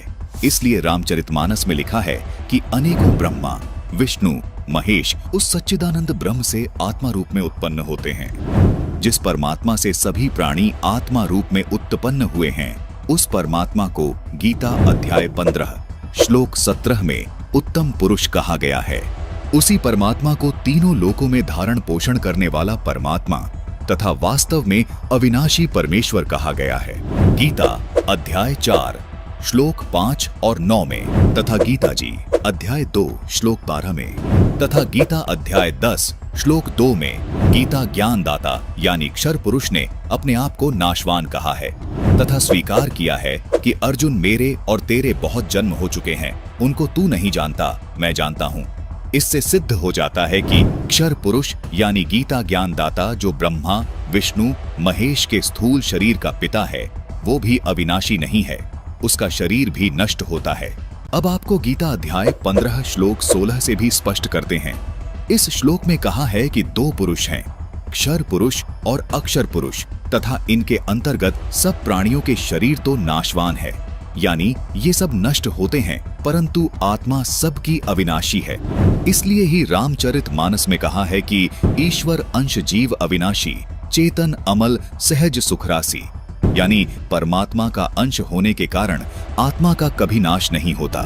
गीता अध्याय 15 श्लोक 17 में पूर्ण परमात्मा को उत्तम पुरुष और अविनाशी इसलिए कहा गया है क्योंकि उत्तम पुरुष यानी पूर्ण परमात्मा का शरीर भी अविनाशी है। इस उत्तम पुरुष को परमात्मा भी इसलिए कहा गया है क्योंकि ये पूर्ण रूप से अविनाशी है, सब आत्माओं का स्वामी है, जिसका शरीर भी कभी नष्ट नहीं होता। इस उत्तम पुरुष के लोक में किसी प्रकार का कोई दुख नहीं है, ये किसी को दुख नहीं देता, सिर्फ सुख ही सुख देता है। इसलिए इसी परमात्मा को रामचरितमानस में सुख की राशि भी कहा है। जिस गीता ज्ञान दाता काल के लोक में हम रह रहे हैं, इस लोक के मालिक को परमात्मा नहीं कहा जा सकता क्योंकि इस काल लोक में कोई सुखी नहीं है। इसलिए पूरी गीता जी में गीता ज्ञान दाता ने अपने को कहीं भी परमात्मा नहीं कहा, केवल उस उत्तम पुरुष को ही परमात्मा तथा अविनाशी परमेश्वर कहा है। दर्शकों, गीता जी में अन्य स्थानों पर जहां भी परमात्मा शब्द से संबोधन किया गया है वो इसी उत्तम पुरुष अर्थात सच्चिदानंद घन ब्रह्म के विषय में बोला गया है। अर्थात पूर्ण परमात्मा का शरीर कभी नष्ट नहीं होता। इसीलिए इस श्लोक में लिखा है कि वो उत्तम पुरुष तो अन्य ही है जो वास्तव में अविनाशी है, उसी को परमात्मा कहा गया है। संत रामपाल जी महाराज सभी को आदि सनातनी भक्ति पर इसलिए दृढ़ कर रहे हैं ताकि हम सब आदि सनातनी भक्ति करके उस उत्तम पुरुष के अविनाशी लोक में चले जाएं, जहां जाने वाली सभी जीवात्माओं को भी अविनाशी शरीर प्राप्त होता है। अविनाशी शरीर होने के कारण उस शाश्वत लोक में पुनर्जन्म व मृत्यु नहीं होती, जहां जाने के बाद साधक लौटकर इस काल लोक में कभी वापस नहीं आते। इसी को पूर्ण मोक्ष कहा जाता है। गीता अध्याय 18 श्लोक 62 में गीता ज्ञान दाता इसी अविनाशी लोक की बात कर रहा है। यही वो शाश्वत यानी सदा रहने वाला स्थान सतलोक है। इसी के साथ रामचरितमानस में उत्तरकांड दोहा नंबर 116 की चौपाई 1 में बताया गया है, ईश्वर अंश जीव अविनाशी, चेतन अमल सहज सुख राशि। ईश्वर से उत्पन्न होने वाली आत्माओं को अविनाशी बताया गया है और वह अविनाशी परमात्मा कबीर परमेश्वर है जिन्हें रामचरितमानस में सुख की राशि बताया गया है। जी बताइए। इसी के साथ कबीर सागर के ज्ञान बोध सागर में भी बताया गया है, राम राम सब जगत बखाने, आदि राम कोई बिरला जाने। आदि राम तो कोई और ही है जिसे कोई बिरला ही बता सकता है। आज वर्तमान समय में केवल संत रामपाल जी महाराज हैं जो उस आदि राम की पूर्ण जानकारी हमें शास्त्रों से प्रमाणित करके बता रहे हैं। इसी के साथ हमारे संत रामपाल जी महाराज सूक्ष्म वेद की वाणी बताते हैं, एक राम दशरथ का बेटा, एक राम घट घट में बैठा, एक राम का सकल पसारा, एक राम है जग से न्यारा। इन चारों को छोड़ जो पंचम को ध्यावे, कह कबीर सो हमको आवे। इसका मतलब हमारे संत रामपाल जी महाराज ये बताते हैं कि वो पूर्ण परमात्मा, वो राम, वो कबीर परमात्मा है और वो चारों युग में। इसका भी प्रमाण हमारे संत रामपाल जी महाराज एक और वाणी में बताते हैं, सतयुग में सत सुकृत कह तेरा, त्रेता नाम मुनिंदर मेरा, द्वापर में करुणा में कहाया, कलयुग नाम कबीर धराया। हमारे संत रामपाल जी महाराज जी बताते हैं कि वो पूर्ण परमात्मा, वो असली राम जो है वो कबीर परमात्मा ही है, जिसकी साधना से हमें पूर्ण मोक्ष प्राप्त होगा। उस पूर्ण परमात्मा के बारे में हमारे वेदों में भी प्रमाण है, वेदों में भी उस पूर्ण परमात्मा की महिमा गाई गई है। जैसे कि हमारे संत रामपाल जी महाराज जी ने उन सदग्रंथों को खोलकर बताया, परमात्मा ने वो चारों वेदों में बताया कि उस पूर्ण परमात्मा की क्या क्या महिमा बताई गई है। ऋग्वेद मंडल नंबर 9 सूक्त 1 के मंत्र 9 में बताया गया है, उसमें बताया गया है कि वेदों में परमात्मा को कबीर देव के नाम से संबोधित किया गया है और उसमें बताया गया है कि वह पूर्ण परमात्मा अपने निज धाम मतलब यानी कि सतलोक से चलकर स्वयं धरती पर आकर प्रकट होते हैं। वो शिशु रूप बालक का रूप मतलब शिशु रूप मतलब बालक का रूप धारण कर कर आते हैं और उस परमात्मा की जो परवरिश होती है वो कुंवारी गाय के दूध से की जाती है। उसी के साथ साथ ऋग्वेद मंडल नंबर 9 सूक्त 94 के मंत्र 1 में भी बताया गया है कि उस पूर्ण परमात्मा की लीलाओं का काफी रूप से वर्णन किया गया और उसमें बताया गया कि वह पूर्ण परमात्मा अपने तत्व ज्ञान को प्रचार करने के लिए कवियों का रूप धारण करता है, मतलब वहाँ उस परमात्मा को कवि की उपाधि दी गई है।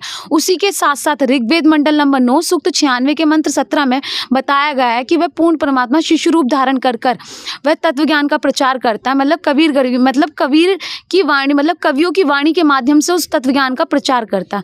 उसी के साथ साथ यजुर्वेद अध्याय 29 के मंत्र 25 में भी बताया गया है कि वह पूर्ण परमात्मा अपने तत्व ज्ञान को प्रकट करने के लिए धरती पर स्वयं प्रकट होते हैं। जब भक्त समाज के साथ शास्त्र विधि को त्याग कर मनमाना आचरण कराया जा रहा होता है तब परमात्मा खुद आकर उस तत्व ज्ञान को प्रकट करते हैं कि ताकि उन बच्चों तक, उन सभी मेरी संतान तक वो तत्व ज्ञान पहुंच पाए जो कि शास्त्र अनुकूल तत्व ज्ञान है। यही नहीं, हमारे संत रामपाल जी महाराज जी ने ऐसे अनेकों प्रमाण हर एक सदग्रंथों में दिए। रामचरितमानस में भी उस आदि राम मतलब उस आदि परमेश्वर पूर्ण परमेश्वर के बारे में बताया गया, जिसके बहुत सारे प्रमाण रामचरितमानस में हैं। हम वो प्रमाण आपको रामचरितमानस में खुद दिखा सकते हैं। उसी के साथ साथ रामचरितमानस में भी बताया गया है, रामचरितमानस के बालकांड प्रश्न नंबर 33 के दोहा नंबर 12 में बताया गया है कि सरस्वती, ब्रह्मा जी, विष्णु जी और शिव जी, वेद पुराण भी उस आदि राम के गुणगान किया करते हैं। ऐसे बहुत सारे प्रमाण हैं। तो दर्शकों, यहाँ पर बहुत ही हैरानी की बात है कि संत रामपाल महाराज के समर्थकों वाला जो पक्ष है उसने बहुत सारे ढेरों प्रमाण यहाँ पर जो है दे दिए हैं। जैसा कि हमारी डिबेट का जो टाइटल था पवित्र शास्त्रों के आधार पर होगा रहस्यों का खुलासा, वही यहाँ पर हमें देखने को मिल रहा है। अब आपसे मैं जानना चाहूंगा आपके क्या विचार हैं इसके ऊपर। हमारे पुरोहित जी ने आज तक ऐसा कुछ हमें बताया ही नहीं है।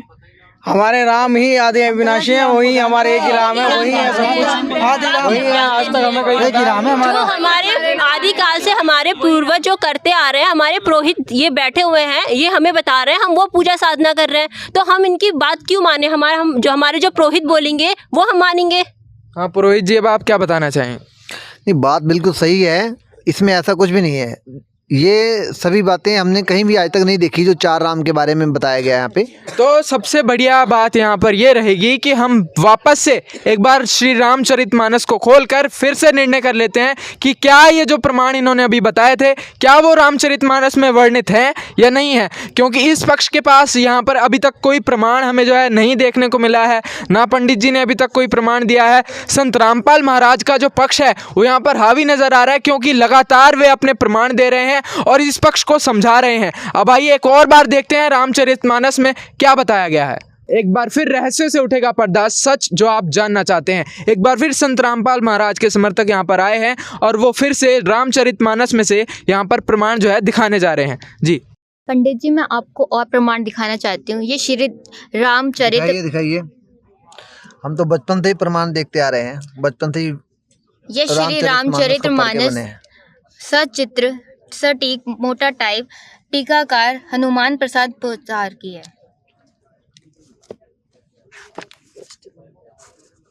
इसका प्रश्न नंबर 136 रामचरितमानस बालकांड। नेति नेति जेहि वेद निरूपा निजानंद निरूपाध्य अनूपा शंभु विरंजी विष्णु भगवाना उपजहि जासु अंश ते नाना।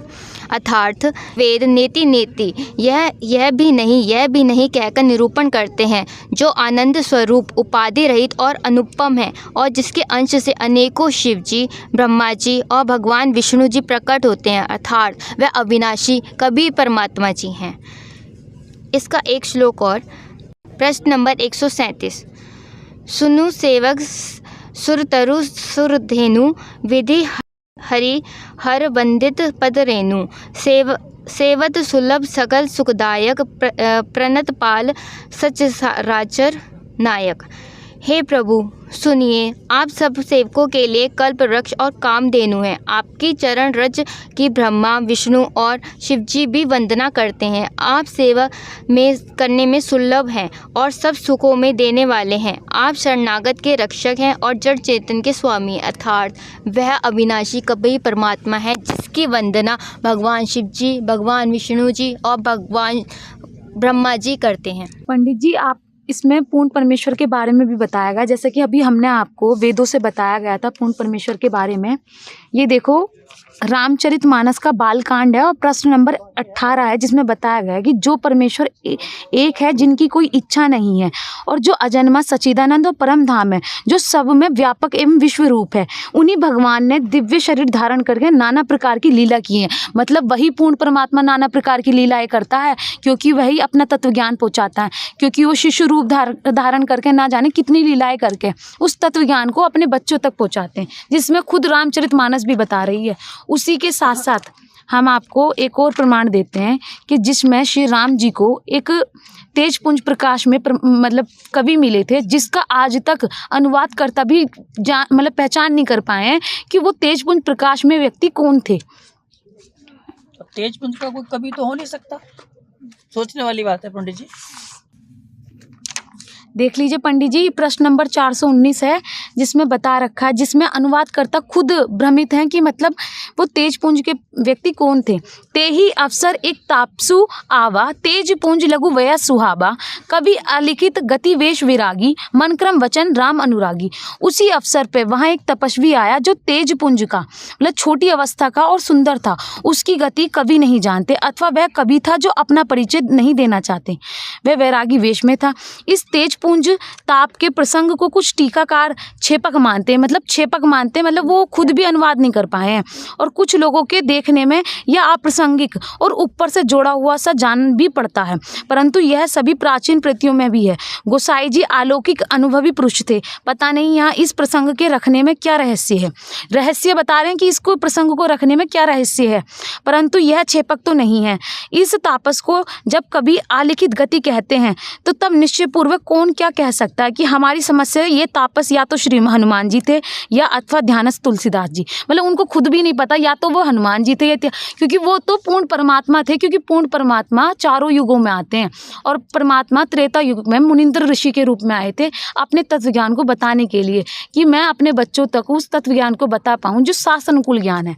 इसका खुद अनुवाद करता, अब खुद देख लीजिए, इसका खुद अनुवाद करता पूर्ण रूप से अनुवाद नहीं कर पा रहे हैं कि वो है कौन, वो तेज पुंज प्रकाश में व्यक्ति, वह तेज पुंज प्रकाश में मानव खुद पूर्ण परमात्मा थे। इससे सिद्ध हो जाता है कि वो पूर्ण परमात्मा, वो आदि राम कोई और है, वो श्री राम जी नहीं है, वो आदि राम, वो पूर्ण परमेश्वर है।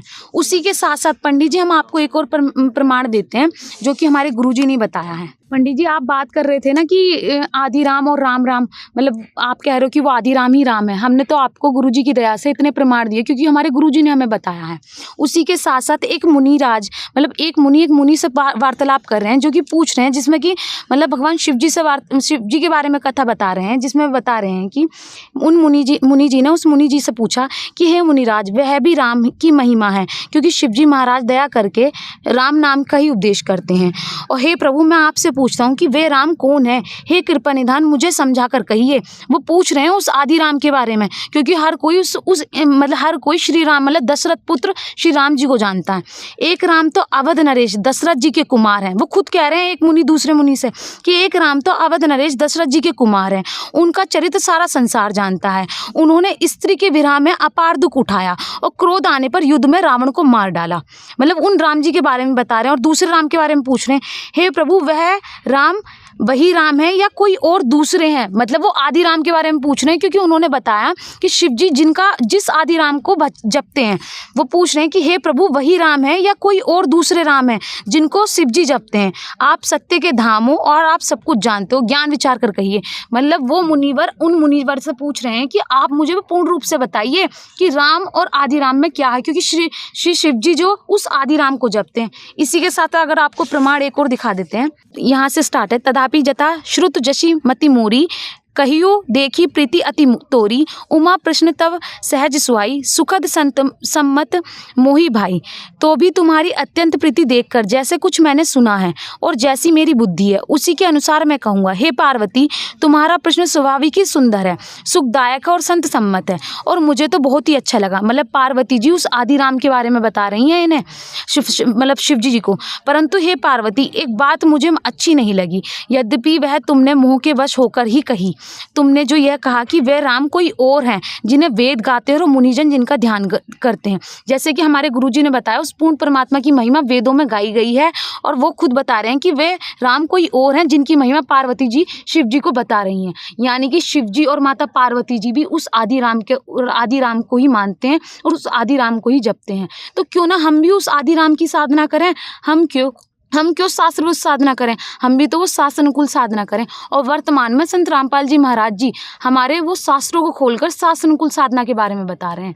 तो आप खुद बताइए कि हम जो भी हम आपको बता रहे हैं वो अपनी मनगढ़ंत बातों को नहीं बता रहे हैं, वह हमारे स्वयं गुरु जी ने सदग्रंथों से ही बताया है। पंडित जी, आप क्या बताना चाहेंगे, अब आपका क्या निर्णय है?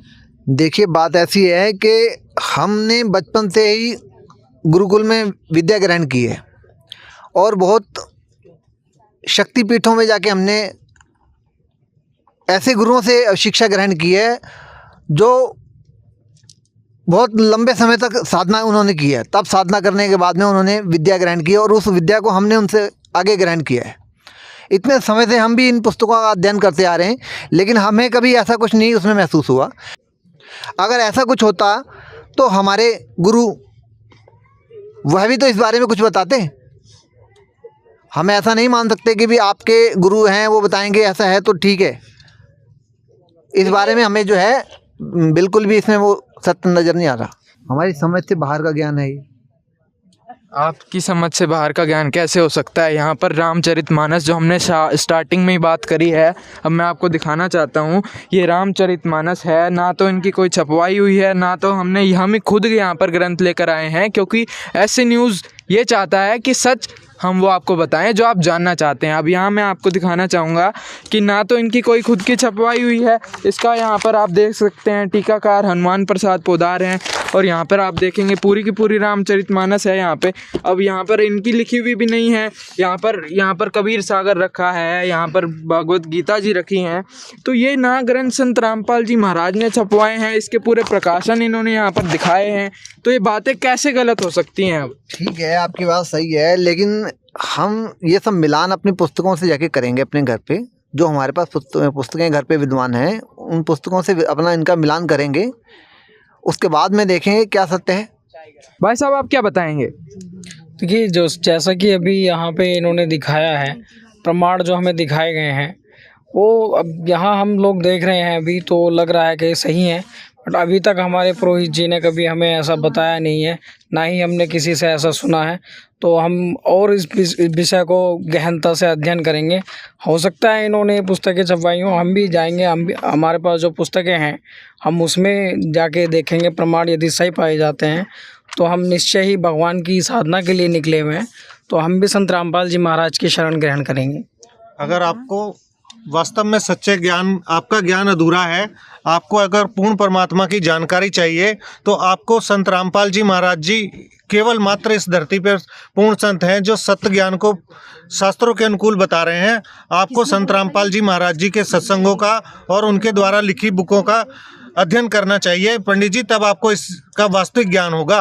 देखिए यहाँ पर एक बहुत बड़ा प्रश्न चिन्ह जो बन जाता है, क्योंकि बहुत वर्षों से इतने सारे धर्मगुरु हुए हैं, परंपरा चलती आ रही है। रामचरितमानस आज की तो है नहीं, कितने समय से पुरातन ये लिखे हुए ग्रंथ हैं। ये गीता जी आज की तो है नहीं, बहुत समय से ये जो गुरुकुल में इनको शिक्षा प्राप्त हुई है, सिद्धि प्राप्त, इतने बड़े बड़े विद्वान हमारे पास बैठे हैं, आज तक किसी ने ये नहीं बताया। लेकिन फिर भी इस डिबेट के माध्यम से हमने आपको बताया कि संत रामपाल महाराज का जो पक्ष है उसने यहाँ पर बताया है, प्रमाण दिए हैं, तो यहाँ पर बहुत ही बड़ी बात है। तो दर्शकों, आइए अपने प्रोग्राम को आगे बढ़ाते हैं। दीपावली पर महाखुलासा, पवित्र शास्त्रों के आधार पर होगा रहस्यों का खुलासा। आइए अपने अगले सवाल की ओर बढ़ते हैं। हाँ जी बताइए, ये भगवान श्री राम के बारे में क्या क्या बोल रहे हैं। भगवान राम तो श्री राम जो हैं वो तारनहार हैं और मोक्षदायक हैं, और हमने तो बहुत उनकी भक्ति करी है, इतनी भक्ति करते चले आ रहे हैं, राम का नाम जपते चले आ रहे हैं। हम तो और किसी को भी नहीं जानते, राम को ही बस सर्वोपरि जानते हैं। जय श्री राम। देखिए एक सवाल यहाँ पर निकल कर आया, अंकल जी ने बहुत बढ़िया बात बताई है कि इनका जीवन पूरा राम का नाम जप करते करते ही आ गया है और राम का नाम ही मोक्षदायक है। हाँ जी बताइए। रामचरितमानस में तुलसीदास जी ने बताया है, कलयुग केवल नाम अदारा, सुमर सुमर नर उतरे पारा। तुलसीदास जी ने नाम शब्द बोला है। अगर राम जी के नाम जाप करने से मोक्ष की प्राप्ति होती तो तुलसीदास जी वहाँ ये भी तो लिख सकते थे, कलयुग केवल राम अधारा, लेकिन उन्होंने ये शब्द नहीं लिखा, क्योंकि राम नाम के जाप से मोक्ष की प्राप्ति नहीं हो सकती। जो मोक्ष की प्राप्ति होगी वो नाम के जाप से होगी। उस नाम के बारे में श्रीमद् भगवद गीता अध्याय नंबर 17 श्लोक नंबर 23 में बताया गया है। उस पूर्ण परमात्मा की प्राप्ति के 3 मंत्रों का जाप बताया गया है, जो कि ओम, तत् और सत है। तत् और सत मंत्र जो है वो एक सांकेतिक मंत्र है, जो सिर्फ एक तत्वदर्शी संत ही बता सकता है, और वर्तमान में वो तत्वदर्शी संत केवल संत रामपाल जी महाराज ही हैं जो उन 2 मंत्रों का भेद बता रहे हैं। नंदी छोड़ सद्गुरु रामपाल जी भगवान जी की जय हो। दर्शकों, जो गीता अध्याय 17 श्लोक 23 में ओम तत्सत, यह एक नाम है। ये नाम है जो पूर्ण मोक्षदायक है, जिसके विषय में श्री रामचरितमानस के बालकांड के दोहा नंबर 25 की चौपाई नंबर 3 व 4 में लिखा है, सुमेरी पवन सुत पावन नामू, अपने बस करी राखे रामू, कहों कहां लगी नाम बढ़ाई, रामू न सकहीं नाम गुण गाई। ये वो नाम है जो परमात्मा को अपने बस कर लेता है। कहते हैं ये त्रिलोकी राम भी उस नाम की महिमा से परिचित नहीं है। और इसके साथ साथ इन्होंने जैसे अभी बहन जी ने बताया है कि ओम तत् जो है ये सतनाम का जाप है। श्री गुरु ग्रंथ साहब जी में प्रमाण है कि सोई गुरु पूरा कहावे, जो 2 अक्षर का भेद बतावे, एक लखावे एक छुड़ावे, तो प्राणी निज घर को जावे। तो ये संत रामपाल जी महाराज जी ने सतनाम का जाप अपने सभी शिष्यों को दिया है। ये शास्त्र अनुकूल है और इसी नाम के बारे में बार बार सभी संतों ने जिक्र किया है, और ये जाप संत रामपाल जी महाराज जी अपने सभी शिष्यों को देते हैं, और इसी नाम का जाप से ही मोक्ष की प्राप्ति होगी। यानी कि इस नाम के जाप से जो है मोक्ष की प्राप्ति होगी। हाँ जी, इधर से क्या सवाल है? ऐसे ही एक गुरु नानक देव जी की वाणी है जिसमें बताया गया है, नानक दुखिया सब संसार, सुखी सोए जो नाम आधार। इसमें नाम के बारे में बताया गया है, ना कि राम के बारे में। तो हमारे संत रामपाल जी महाराज जी वो नाम देते हैं जिससे कि हमें मंत्र जाप करने से सुख मिलता है और हमें मोक्ष की प्राप्ति होती है, जो कि हम नित्य जाप करते हैं, सुबह भी करते हैं, शाम भी करते हैं, डेली ये मंत्र का हम जाप करते हैं, जिससे कि हमें सुख मिल सकता है और मोक्ष की प्राप्ति हो सकती है। अगर ये लोग भी उस मंत्र को शास्त्रों के द्वारा बताए गए अनुसार भक्ति करेंगे तो इनको भी लाभ संभव है। तो दर्शकों, जैसा कि संत रामपाल जी महाराज के समर्थकों ने यह बात सिद्ध करके बताई है शास्त्रों से कि उस राम के जो असली नाम है उन सत मंत्रों से जाप करने से ही हमें मोक्ष की प्राप्ति हो सकती है, और वही नाम जो है तारक नाम है। हम भी राम नाम का ही जाप करते हैं। इन्होंने हमें बहका रखा है और ये सनातन विरोधी हैं और राम विरोधी हैं। हम भी दिन राम कर रहे हैं और राम का नाम हमारे सारे राम भक्त बैठे हैं। जय श्री राम, जय श्री राम। जी, इनका कहना है कि ये भी राम का नाम जाप करते हैं और आप लोग जो है सनातन विरोधी हैं। अब आप लोग बताइए, आप सनातन विरोधी हैं या आप सनातन हितैषी हैं? आपने बहुत सारी जो है बातें बिल्कुल हटकर बताई हैं जो आज तक किसी ने नहीं सुनी है। आज के महाखुलासा के प्रोग्राम में आपने भी बहुत सारी बातें ऐसी सुनी होंगी जो आज तक आपने नहीं सुनी। इसलिए ऐसे न्यूज़ भी आपसे गुजारिश करता है जो भी चर्चा यहाँ पर हुई है शास्त्रों के प्रमाणित चर्चा हुई है। अब आप लोग बताइए, आप क्या बताना चाहेंगे? संत रामपाल महाराज क्या सनातन विरोधी हैं या सनातन हितैषी हैं? आप क्या बताएंगे? संत रामपाल जी महाराज जी सनातन विरोधी नहीं है, सनातन हितैषी हैं। संत रामपाल जी महाराज जी ने, आपकी जानकारी के लिए बता दूं कि जो ये अयोध्या में श्री राम के मंदिर की स्थापना हुई थी उसमें अखंड भंडारा चलाया था जो 24 घंटे लाखों लोगों ने किया, वो निःशुल्क था। उसका प्रमाण आप जाके वहाँ पे पता कर सकते हैं और पूरी जानकारी ले सकते हैं कि निःशुल्क भंडारा कितने दिन तक चला था। आइए दर्शकों, अब आपको संत रामपाल जी महाराज द्वारा 1 महीने तक श्री राम जन्मभूमि अयोध्या में कराए गए भंडारे के बारे में दिखाते हैं।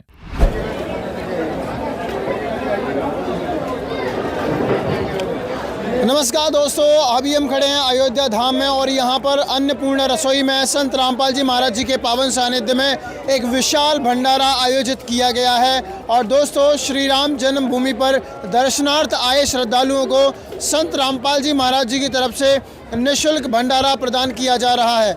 दोस्तों, यहाँ पर रात का वक्त है और यहाँ पर इतनी ज़्यादा तादाद में श्री राम भक्त आए हुए हैं, लेकिन सभी प्रकार से जो व्यवस्था है वो एकदम चाक पाक नज़र आ रही है। बहुत सुंदर व्यवस्था है।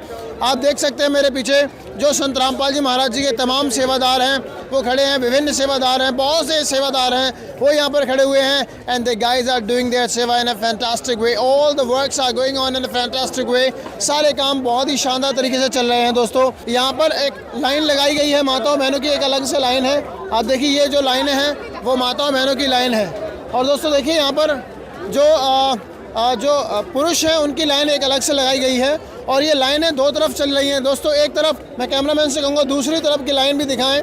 वहाँ भी देखिए बहुत ज़्यादा तादाद में यहाँ पर श्रद्धालु पहुँचे हैं, तो वहाँ भी एक लाइन लगाई गई है और पूरी जो व्यवस्थाएं हैं वो बहुत ज़्यादा शानदार तरीके से चल रही हैं। महाराष्ट्र से आए हैं सर जी, ये जो भंडारा है वो संत रामपाल जी महाराज जी के द्वारा चलाया जा रहा है। क्या कहेंगे आप रामपाल जी महाराज को? बहुत अच्छा है, बहुत अच्छा है, नियोजन को बहुत अच्छा है, खाना पीना बहुत अच्छा है, बढ़िया है बहुत। कोई पैसा तो नहीं ले रहे? नहीं, कोई नहीं, बहुत मुफ्त में है सब, बहुत अच्छा है। दोस्तों, ये तो वो लाइनें हैं जो यहाँ पर ये जो भंडारा चलते चलते भी काफ़ी समय हो चुका है। और देखिए, अब यहाँ पर तमाम जो सेवादार हैं, तमाम जो श्रद्धालु हैं वो भोजन का आनंद लेते हुए नज़र आ रहे हैं। और देख सकते हैं यहाँ पर ब्रेंच पर बैठकर लोग भोजन कर रहे हैं, बड़े आनंदित महसूस कर रहे हैं। इनके व्यूज़ भी हम आपको बताएंगे और इनसे जानेंगे भी कि क्या इन्होंने कोई पैसा दिया है या ये जो सेवा है, ये जो सुविधा इनको मिल रही है, that is free of cost. We will tell you each and everything. बने रहिए आप ऐसे न्यूज़ के साथ में। नमस्कार मैम, क्या नाम है आपका? स्वागत सरकार। कहाँ से हैं आप? असम। बहन जी, आप हमारे दर्शकों को बताइए, ये जो भंडारा है वो कैसा लग रहा है आपको? अच्छा है, टेस्टी है। भंडारे में आपने क्या क्या खाया? पूरी सब्जी और भात। पूरी सब्जी भात, हलवा जो दिया जा रहा है उसका कोई पैसा दिया जा रहा है, लिया जा रहा है आपसे? नहीं। क्या कहना चाहेंगे आप रामपाल जी महाराज जी के बारे में? उन्होंने ये जो भंडारा है श्री राम भक्तों के लिए बिल्कुल फ्री कर रखा है। थैंक यू फॉर दैट, और सबको मिलना चाहिए, अच्छी बात है। थैंक यू सो मच बहन जी। तो दोस्तों, इसी प्रकार यहाँ पर लगातार संगत पहुँच रही है और तमाम जो श्रद्धालु हैं आप देखिए यहाँ पर भंडारा कर रहे हैं। इनसे भी हम जानेंगे कि इनको भंडारे का कोई पैसा देना पड़ रहा है या ये भंडारा इनको निःशुल्क प्रदान किया जा रहा है। यहाँ पर एक बहन जी हमारे साथ जुड़ चुकी हैं। नमस्कार बहन जी, क्या नाम है आपका? नमस्कार, मेरा नाम प्रतिभा पाल है। कहाँ से हैं आप? असम से। बहन जी, हमारे दर्शकों को बताइए, ये जो भंडारा आपने किया है क्या आपने इसका कोई पैसा दिए हैं? नहीं, एक पैसा नहीं दिए। स्वाद कैसा है भंडारे का? बहुत अच्छा है। क्या क्या खाया आपने भंडारे में? खाना में सोयाबीन का सब्जी, दाल और एक सब्जी है, बहुत हलवा, पूरी, भात, राइस। अच्छा है, बहुत अच्छा है। आपको अच्छा लग रहा है यहाँ पे? बहुत अच्छा लग रहा है। नमस्कार बहन जी, क्या नाम है आपका? अर्पिता सिंह है मेरा नाम और मैं आसाम लामनिंग से आई हूँ। इधर पे आके तो बहुत ही अच्छा लग रहा है, इतना फ्री में खाना मिल रहा है और खाना वगैरह सिस्टम बहुत अच्छा है, इतना स्वादिष्ट खाना है और पूरा फ्री में ये सब मिल रहा है। बहुत अच्छा व्यवस्था किया है, हम लोग तो बहुत खुश है इधर पे आके। यहाँ पर ये व्यवस्था संत रामपाल जी महाराज जी के द्वारा की गई है। क्या कहना चाहेंगे आप संत रामपाल जी महाराज जी के लिए? हमारे दर्शकों को बताइए। उनके विचार तो क्या ही बोले, उनका तो पूरा जो बोलना है, जो भी बोले उसका बारे में बहुत कम, उसका बारे में उसका विचार इतना अच्छा है कि उसका बारे में जितना ही बोलो उतना ही कम है। बहन जी, जिस प्रकार संत रामपाल जी महाराज देश को नशा मुक्त बनाना चाहते हैं और दहेज मुक्त करना चाहते हैं, ये कितना ज़रूरी है, आप बताइए। ये तो बहुत ही ज़रूरी है, क्योंकि आजकल सभी लोग बच्चे से लेके बूढ़े तक नशा करता ही रहता है, और ये सब तो हानिकारक है सभी लोग के लिए। और उसका विचार तो बहुत ही अच्छा है, नशा मुक्त जितना जल्दी हो सके उतना ही अच्छा है। अगर पूरा देश, पूरा विश्व नशा मुक्त हो जाए। और एक बात मैं और बता दूं, संत रामपाल जी महाराज जी के कोई भी शिष्य, एक भी शिष्य नशा नहीं करता है, तो क्या कहना चाहेंगे आप रामपाल जी महाराज जी के लिए? उनके और जो भी लोग नशा करते थे उन सभी लोगों ने नशा छोड़ दिया। उनके बारे में क्या है बोलना, उनके शिष्य का जैसा ही पूरा देश अगर नशा मुक्त हो जाए तो बहुत ही अच्छा है। And in Bengali you can speak. Okay, আমার মতে হলো এত খুশি হয়েছি আমরা এসে, আর খাওয়া দাওয়া তো অ্যাভেলেবেল, আর এত সুন্দর ব্যবস্থা করেছে, মানে বহুত ভালো লেগেছে এখানে এসে। এত সুন্দর ব্যবস্থা করেছে, ঘুম খাওয়া কোনো কিছুর অসুবিধা হচ্ছে না, অ্যাভেলেবেল খাওয়া যতবার চাও তুমি ততবার মন খুশিতে নিতে পারো, এত ভালো ব্যবস্থা। আর যারা এখানে কর্মীরা আছে ওরা এত ভালো ব্যবহার করছে, বহুত ভালো লাগছে। नमस्कार सर जी, क्या नाम है आपका? रामदुलाल यादव। यादव जी, हमारे दर्शकों को बताइए, ये जो भोजन है इसका कोई पैसा लिया जा रहा है या निःशुल्क? निःशुल्क है, निःशुल्क, कोई व्यवस्था, कोई शुल्क नहीं है इसका। बिल्कुल निःशुल्क है? बिल्कुल निःशुल्क है। कोई जो मिठाई वगैरह का कोई पैसा अरे लिया वाह, गया? कुछ नहीं, कोई पैसा नहीं। ये जो भोजन करा रहे हैं इनका आदर भाव स्वभाव कैसा है? एकदम बहुत अच्छा, बहुत अच्छा, बेस्ट। हाँ, बहुत बहुत धन्यवाद। क्वालिटी का, कुछ क्वालिटी का मामला है। संत रामपाल जी महाराज जी के लिए क्या कहना बहुत चाहेंगे? बहुत धन्यवाद, महात्मा जी को प्रणाम, बहुत बहुत धन्यवाद। Thank you so much. तो आपने देखा, यादव जी ने बताया कि भी हमारे जो प्रशासनिक अधिकारी हैं उन्होंने बताया कि उन्हें काफ़ी अच्छा लगा। कि एक और सर बैठे हुए हैं। जी नमस्कार जी। क्या नाम है आपका? रविंद्र नारायण। क्या किस पद पे हैं आप सर? SI। SI पद। सर, हमारे दर्शकों को बताइए, ये जो भोजन की व्यवस्था है कैसी है? बहुत अच्छी व्यवस्था है। क्या कहना चाहेंगे आप संत रामपाल जी के लिए? बहुत बहुत धन्यवाद, साधुवाद। बहुत बहुत। कोई पैसा तो नहीं लिया जा रहा? कोई पैसा नहीं किसी का, बिल्कुल भी निःशुल्क। चाय वगैरह का कुछ नहीं। नमस्कार सर जी, क्या नाम है आपका? मैं भानुदत्त त्रिपाठी बोल रहा था। त्रिपाठी जी, कैसा लग रहा है आपको? एक नंबर का सब कुछ व्यवस्था। कोई पैसा तो नहीं लिया जा रहा राम भक्तों से? ना ना, निःशुल्क सेवा कर रहे हैं और खाना भी अच्छा खिला रहे हैं, अच्छा व्यवस्था से। कोई किसी के दबाव में तो नहीं बोल रहे आप? ये ईमानदारी से बताइए। दबाव, कोई दबाव नहीं, दबाव में क्यों रहूँगा? जो भी है अच्छा, जो सामने वही तो बोलूँगा। बहुत बहुत धन्यवाद। Thank you. दोस्तों, अभी आपने देखा जो भी अतिथिगण, जो भी श्रद्धालु यहाँ पर आए थे, जो भी सेवादार प्रशासनिक अधिकारी भोजन कर रहे थे, उनसे हमने आपको मिलाया और बताया कि भी उन्होंने बताया कि यहाँ पर कोई भी शुल्क नहीं लिया जा रहा है। श्री राम भक्तों की सेवा करके संत रामपाल जी महाराज जी के अनुयायी बहुत खुश हैं, और जो भी लोग भंडारा कर रहे हैं वे भी काफ़ी खुश हैं संत रामपाल जी महाराज जी के शिष्यों के व्यवहार से। कुछ और हमारे साथ संत रामपाल जी महाराज जी के शिष्य जुड़ चुके हैं, इनसे जानते हैं कि आखिरकार इन्हें कैसा लग रहा है और क्या क्या पकवान दे रहे हैं ये आने वाले श्रद्धालुओं को। नमस्कार सर जी, क्या नाम है? सर जी, करमवीर दास है। सर, क्या कहना चाहेंगे, क्या क्या भोजन में आप प्रदान कर रहे हैं? भोजन में जी है, लड्डू है, जलेबी है, बर्फ़ी है, बूंदी है, फुलकाराम है, हलवा प्रसाद है, और रायता है, दही है। सर, कोई पैसा ले रहे हैं आप? यहाँ फ्री है जी, संत रामपाल जी महाराज जी की तरफ से कोई पैसा नहीं लिया जाता। सर, यहाँ पर जो भी प्रशासनिक अधिकारी वगैरह या जो भी आ रहे हैं, क्या कोई दान दक्षिणा देके जा रहा है? नहीं जी, यहाँ पे गुरुजन ने मना कर रखा है, ये सब आश्रम की तरफ से है। आश्रम की तरफ से निःशुल्क भंडारा चला हुआ है। यहाँ पे किसी भी प्रकार से जो बाहर से अतिथिगण आए हुए हैं, जैसे जो भी RSS के अधिकारी हैं, वो फोर्स तो बहुत ज़्यादा कर रहे हैं कि हमसे कुछ ना कुछ दान लो, आप पैसे लो, पर हमारे गुरुजन ने स्पष्ट मना कर रखा है कि वहाँ से किसी को भी कुछ नहीं लेना है, सब आश्रम की तरफ से व्यवस्था है जी। जो भी अपने RSS के भाई बंधु हैं या प्रशासनिक अधिकारी हैं, आप किसी से कोई पैसा नहीं ले रहे? बिल्कुल नहीं, कुछ भी नहीं ले रहे जी। वो हमें फोर्स भी करे, कई बार कहते हैं हमसे भी कुछ लो, पर हमारे गुरुजन ने बिल्कुल मना कर रखा है कि वहाँ से जो भी व्यवस्था होगी आश्रम की तरफ से होगी, तो उनसे कुछ भी नहीं लिया जा रहा जी। बहुत बहुत धन्यवाद, thank you so much sir. अच्छा, क्या नाम है आपका? मैं अंशुल वाजपेयी। वाजपेयी जी, कहाँ से आए आप? मैं कानपुर से, भारतीय जनता पार्टी का मीडिया प्रभारी हूँ, कानपुर ग्रामीण जिले से। श्री राम भक्तों के लिए संत रामपाल जी महाराज जी ने यहाँ पर निःशुल्क भंडारा लगाया हुआ है, आप उनके बारे में क्या कहना चाहेंगे? रामपाल जी निश्चित रूप से एक अच्छे राम भक्त हैं और उन्होंने सभी राम भक्तों के लिए जो सहयोग किया है, हम उसका हृदय की गहराइयों से धन्यवाद एवं आभार प्रकट करते हैं। भोजन भंडारा किया आपने? भोजन कर लिया मैंने, भोजन बहुत अच्छा था, और मैं आपसे भी आवेदन करता हूं, हमारे जितने भी लोग हमें सुन रहे हैं, मैं उनसे आग्रह करता हूं कि आप यहां पधारिए और भोजन का आनंद लीजिए। राम राम बहन जी, कहाँ से हो आप? हम लोग मुंबई से आए हैं और हम लोग मलबार हिल विधानसभा के और राम भक्त हैं सभी, और राम भक्त राम लल्ला के दर्शन करने के लिए आए हैं।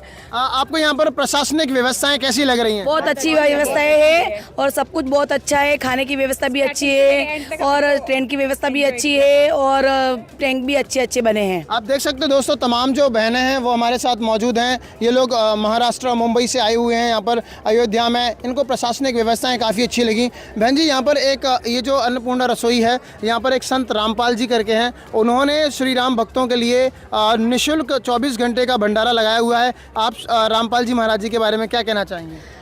उन्होंने जो भी किया है वो बहुत अच्छी सुविधाएं की है, उनका भी धन्यवाद शुक्रगुजार हम लोग मानते हैं। और जो भी वो लोग कर रहे हैं, आज इतने सारे भक्त आ रहे हैं, इधर खाना खा रहे हैं और सब लोग इससे एंजॉय कर रहे हैं और मजे से भी राम भक्त लल्ला के भी दर्शन कर रहे हैं। बहन जी, एक बात और बताइए हमारे दर्शकों को कि ये जो जब भी हम संत रामपाल जी के शिष्यों से पूछते हैं, वो कहते हैं कि यहाँ पर राम भक्त आ रहे हैं, उनको भोजन खिला के हम बड़े खुश हैं, हमें बड़ी खुशी हो रही है। आप कह रहे हो कि भाई वो हमें भोजन खिला रहे हैं इसलिए हमें बड़ी खुशी हो रही है, तो इसका क्या राज है? मतलब दोनों के दोनों कुछ नहीं, अन्नपूर्णा उसके हाथ में है जो हम सबको भोजन खिला रहे हैं।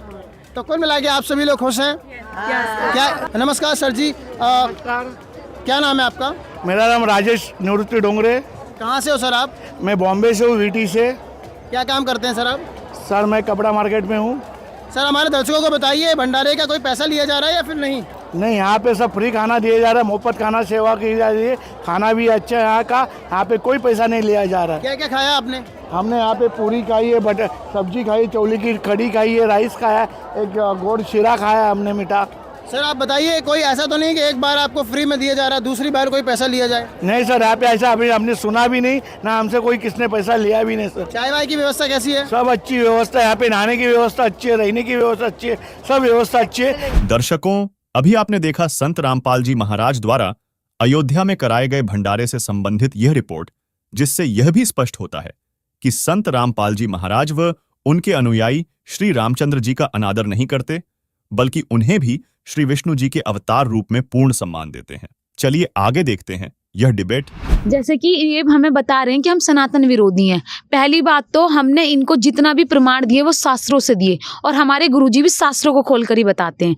और सनातन हितैषी की बात करें, हम पूर्ण रूप से सनातन हितैषी हैं। अगर हम सनातन विरोधी होते तो हम शास्त्रों को नहीं मानते, क्योंकि सनातन धर्म के जो सनातन धर्म को मानते हैं वो अपने शास्त्रों को भी मानते हैं। और सनातन धर्म के लोग सनातन युग जो कहते हैं कि सतयुग में सनातन धर्म की पूजा होती थी, क्योंकि सनातनी लोग थे और वो एक ईश्वरवाद में आस्था रखते थे, मतलब वो एक पूर्ण परमात्मा की भक्ति करते थे। सतयुग में सिर्फ केवल एक परमात्मा की भक्ति की जाती थी और वर्तमान में संत रामपाल जी महाराज जी उन एक ईश्वरवाद के बारे में बता रहे हैं। और आज का हिंदू धर्म बहु ईश्वरवाद में पड़ गया है, तो आप कैसे अपने आप को सनातन हितैषी बता रहे हो? बल्कि वास्तविक तौर पर तो आप सनातन हितैषी हम हैं, क्योंकि हम उस सनातनी पूजा का शास्त्र अनुकूल मार्ग जान पाए हैं कि उस सनातनी पूजा को करने का शास्त्र अनुकूल मार्ग क्या है। और संत रामपाल जी महाराज जी ने ही हमें सनातन हितैषी बनाया, नहीं तो हम भी बहु ईश्वरवाद में पड़े रहते। पर आज हम संत रामपाल जी महाराज जी के द्वारा ही उन शास्त्रों के ज्ञान को जान पाए जो कि सनातनी पूजा का पूर्ण रूप से शास्त्र अनुकूल साधना बता रहे हैं। तो आप खुद सोचिए कि सनातन हितैषी कौन हुआ और सनातन विरोधी कौन हुआ। हम तो गुरुजी के अनुसार सनातन हितैषी ही हैं और हमारे संत रामपाल जी महाराज जी भी यही बताते हैं कि सनातन हितैषी वही होता है जो एक पूर्ण परमात्मा की भक्ति करता है और वो ना ही किसी बहुईश्वरवाद में पड़ता है। तो आप खुद सोचिए, आप बहुईश्वरवाद को मानते हैं या एक ईश्वरवाद को मानते हैं? हम तो एक ईश्वरवाद को मानते हैं और बहुईश्वरवाद की आप बात कर रहे हो, हम उनको आदरणीय मानते हैं पर पूजने योग्य नहीं मानते। पूजने योग्य कहीं ना कहीं संत रामपाल महाराज सनातन हितैषी ही हैं, क्योंकि उन्होंने इतने सारे जो हमारे धर्म ग्रंथ हैं, आज तक रामचरितमानस और ये गीता जी, इतने जितने जो हमारे वेद शास्त्र हैं सारे बंद करके रखे हुए थे, या जो धर्म गुरु हैं उन्होंने इसके रहस्य नहीं बताए हैं, या संत रामपाल जी महाराज ने उनका ऐसा अध्ययन किया है जो अपने शिष्यों को बताया है कि इतने सारे रहस्य जो संत रामपाल जी ने खोले हैं। अब आप लोग क्या बताएंगे?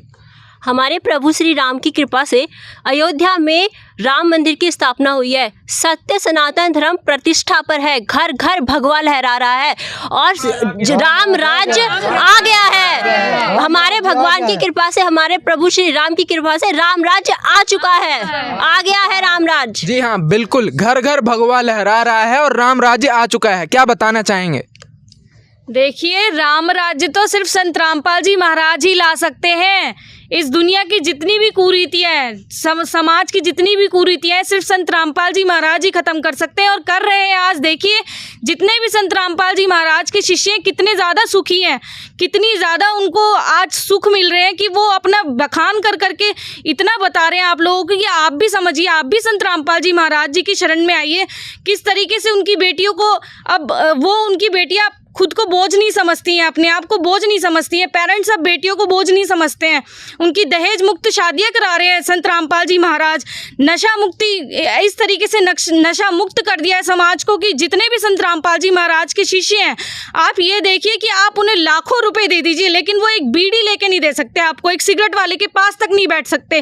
किस संत ने आज तक ऐसा करके दिखाया है? क्या कोई और धर्म गुरु आज तक इस संसार में ऐसा समाज, ऐसा राम राज्य लेकर आ पाए हैं? आप ही सोचिए, थोड़ा सा दिमाग लगाइए। आप लोग पढ़ा लिखा समाज है, आप सोच के देखिए इस चीज को कि संत रामपाल जी महाराज कितना अच्छा समाज एक बना रहे हैं जहां पर उनके छोटे से छोटे शिष्य शास्त्र खोल खोल कर आपको बता रहे हैं। आज उन्होंने कितना समझाया है, आपको शास्त्रों से प्रमाणित किया है। क्या आप लोगों के छोटे छोटे बच्चे ये सारी चीजें जानते हैं? नहीं जानते। उनको आज तक ये नहीं पता कि हमारे शास्त्रों में क्या लिखा हुआ है, नहीं पता होगा। आप लोगों को खुद पता है इस चीज का।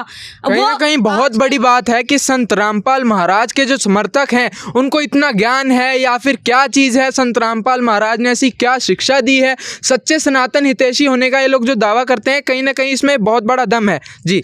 और वर्तमान में संत रामपाल जी महाराज जी हमें सभी देवी देवताओं की वास्तविक साधना बताते हैं और ये ही नहीं कि हम मंदिरों में ही जाकर भगवान को प्राप्त कर सके। संत रामपाल जी महाराज जी हमारे गुरु जी बताते हैं कि तीनों देवा कमल दल बसे, ब्रह्मा विष्णु महेश, प्रथम इनकी वंदना सुन सद्गुरु उपदेश। हमारे गुरु जी खुद बताते हैं कि हमें इन जो तीन लोक के अधिपति हैं, जैसे कि आपको खुद पता है कि एक मुख्यमंत्री, एक प्रधानमंत्री अपने योग्य के अनुसार हमें लाभ दे सकते हैं, पर पूर्ण परमात्मा हमें सर्व लाभ दे सकते हैं। ऐसे ही ब्रह्मा विष्णु महेश हमें अपने योग्य के अनुसार लाभ देंगे, वो पर हमारा पूर्ण मोक्ष नहीं कर पाएंगे। और रामयुग की बात महान भविष्यवक्ताओं ने भविष्यवाणियाँ की हैं कि जो इस धरती पर रामयुग लाएगा वो एक आध्यात्मिक नेता होगा, ना कि एक राजनीतिक नेता। और वो आध्यात्मिक नेता मतलब कि वो वास्तविक संत रामपाल जी महाराज जी हैं, क्योंकि वो सभी कुरीतियों को खत्म कर रहे हैं और वो हमेशा एकता का संदेश देते हैं, ना कि अनेकता का। तो इसलिए हमारे संत रामपाल जी महाराज जी वो रामयुग लाएंगे और वो संत रामपाल जी महाराज जी वो पूर्ण रूप से प्रयास कर रहे हैं।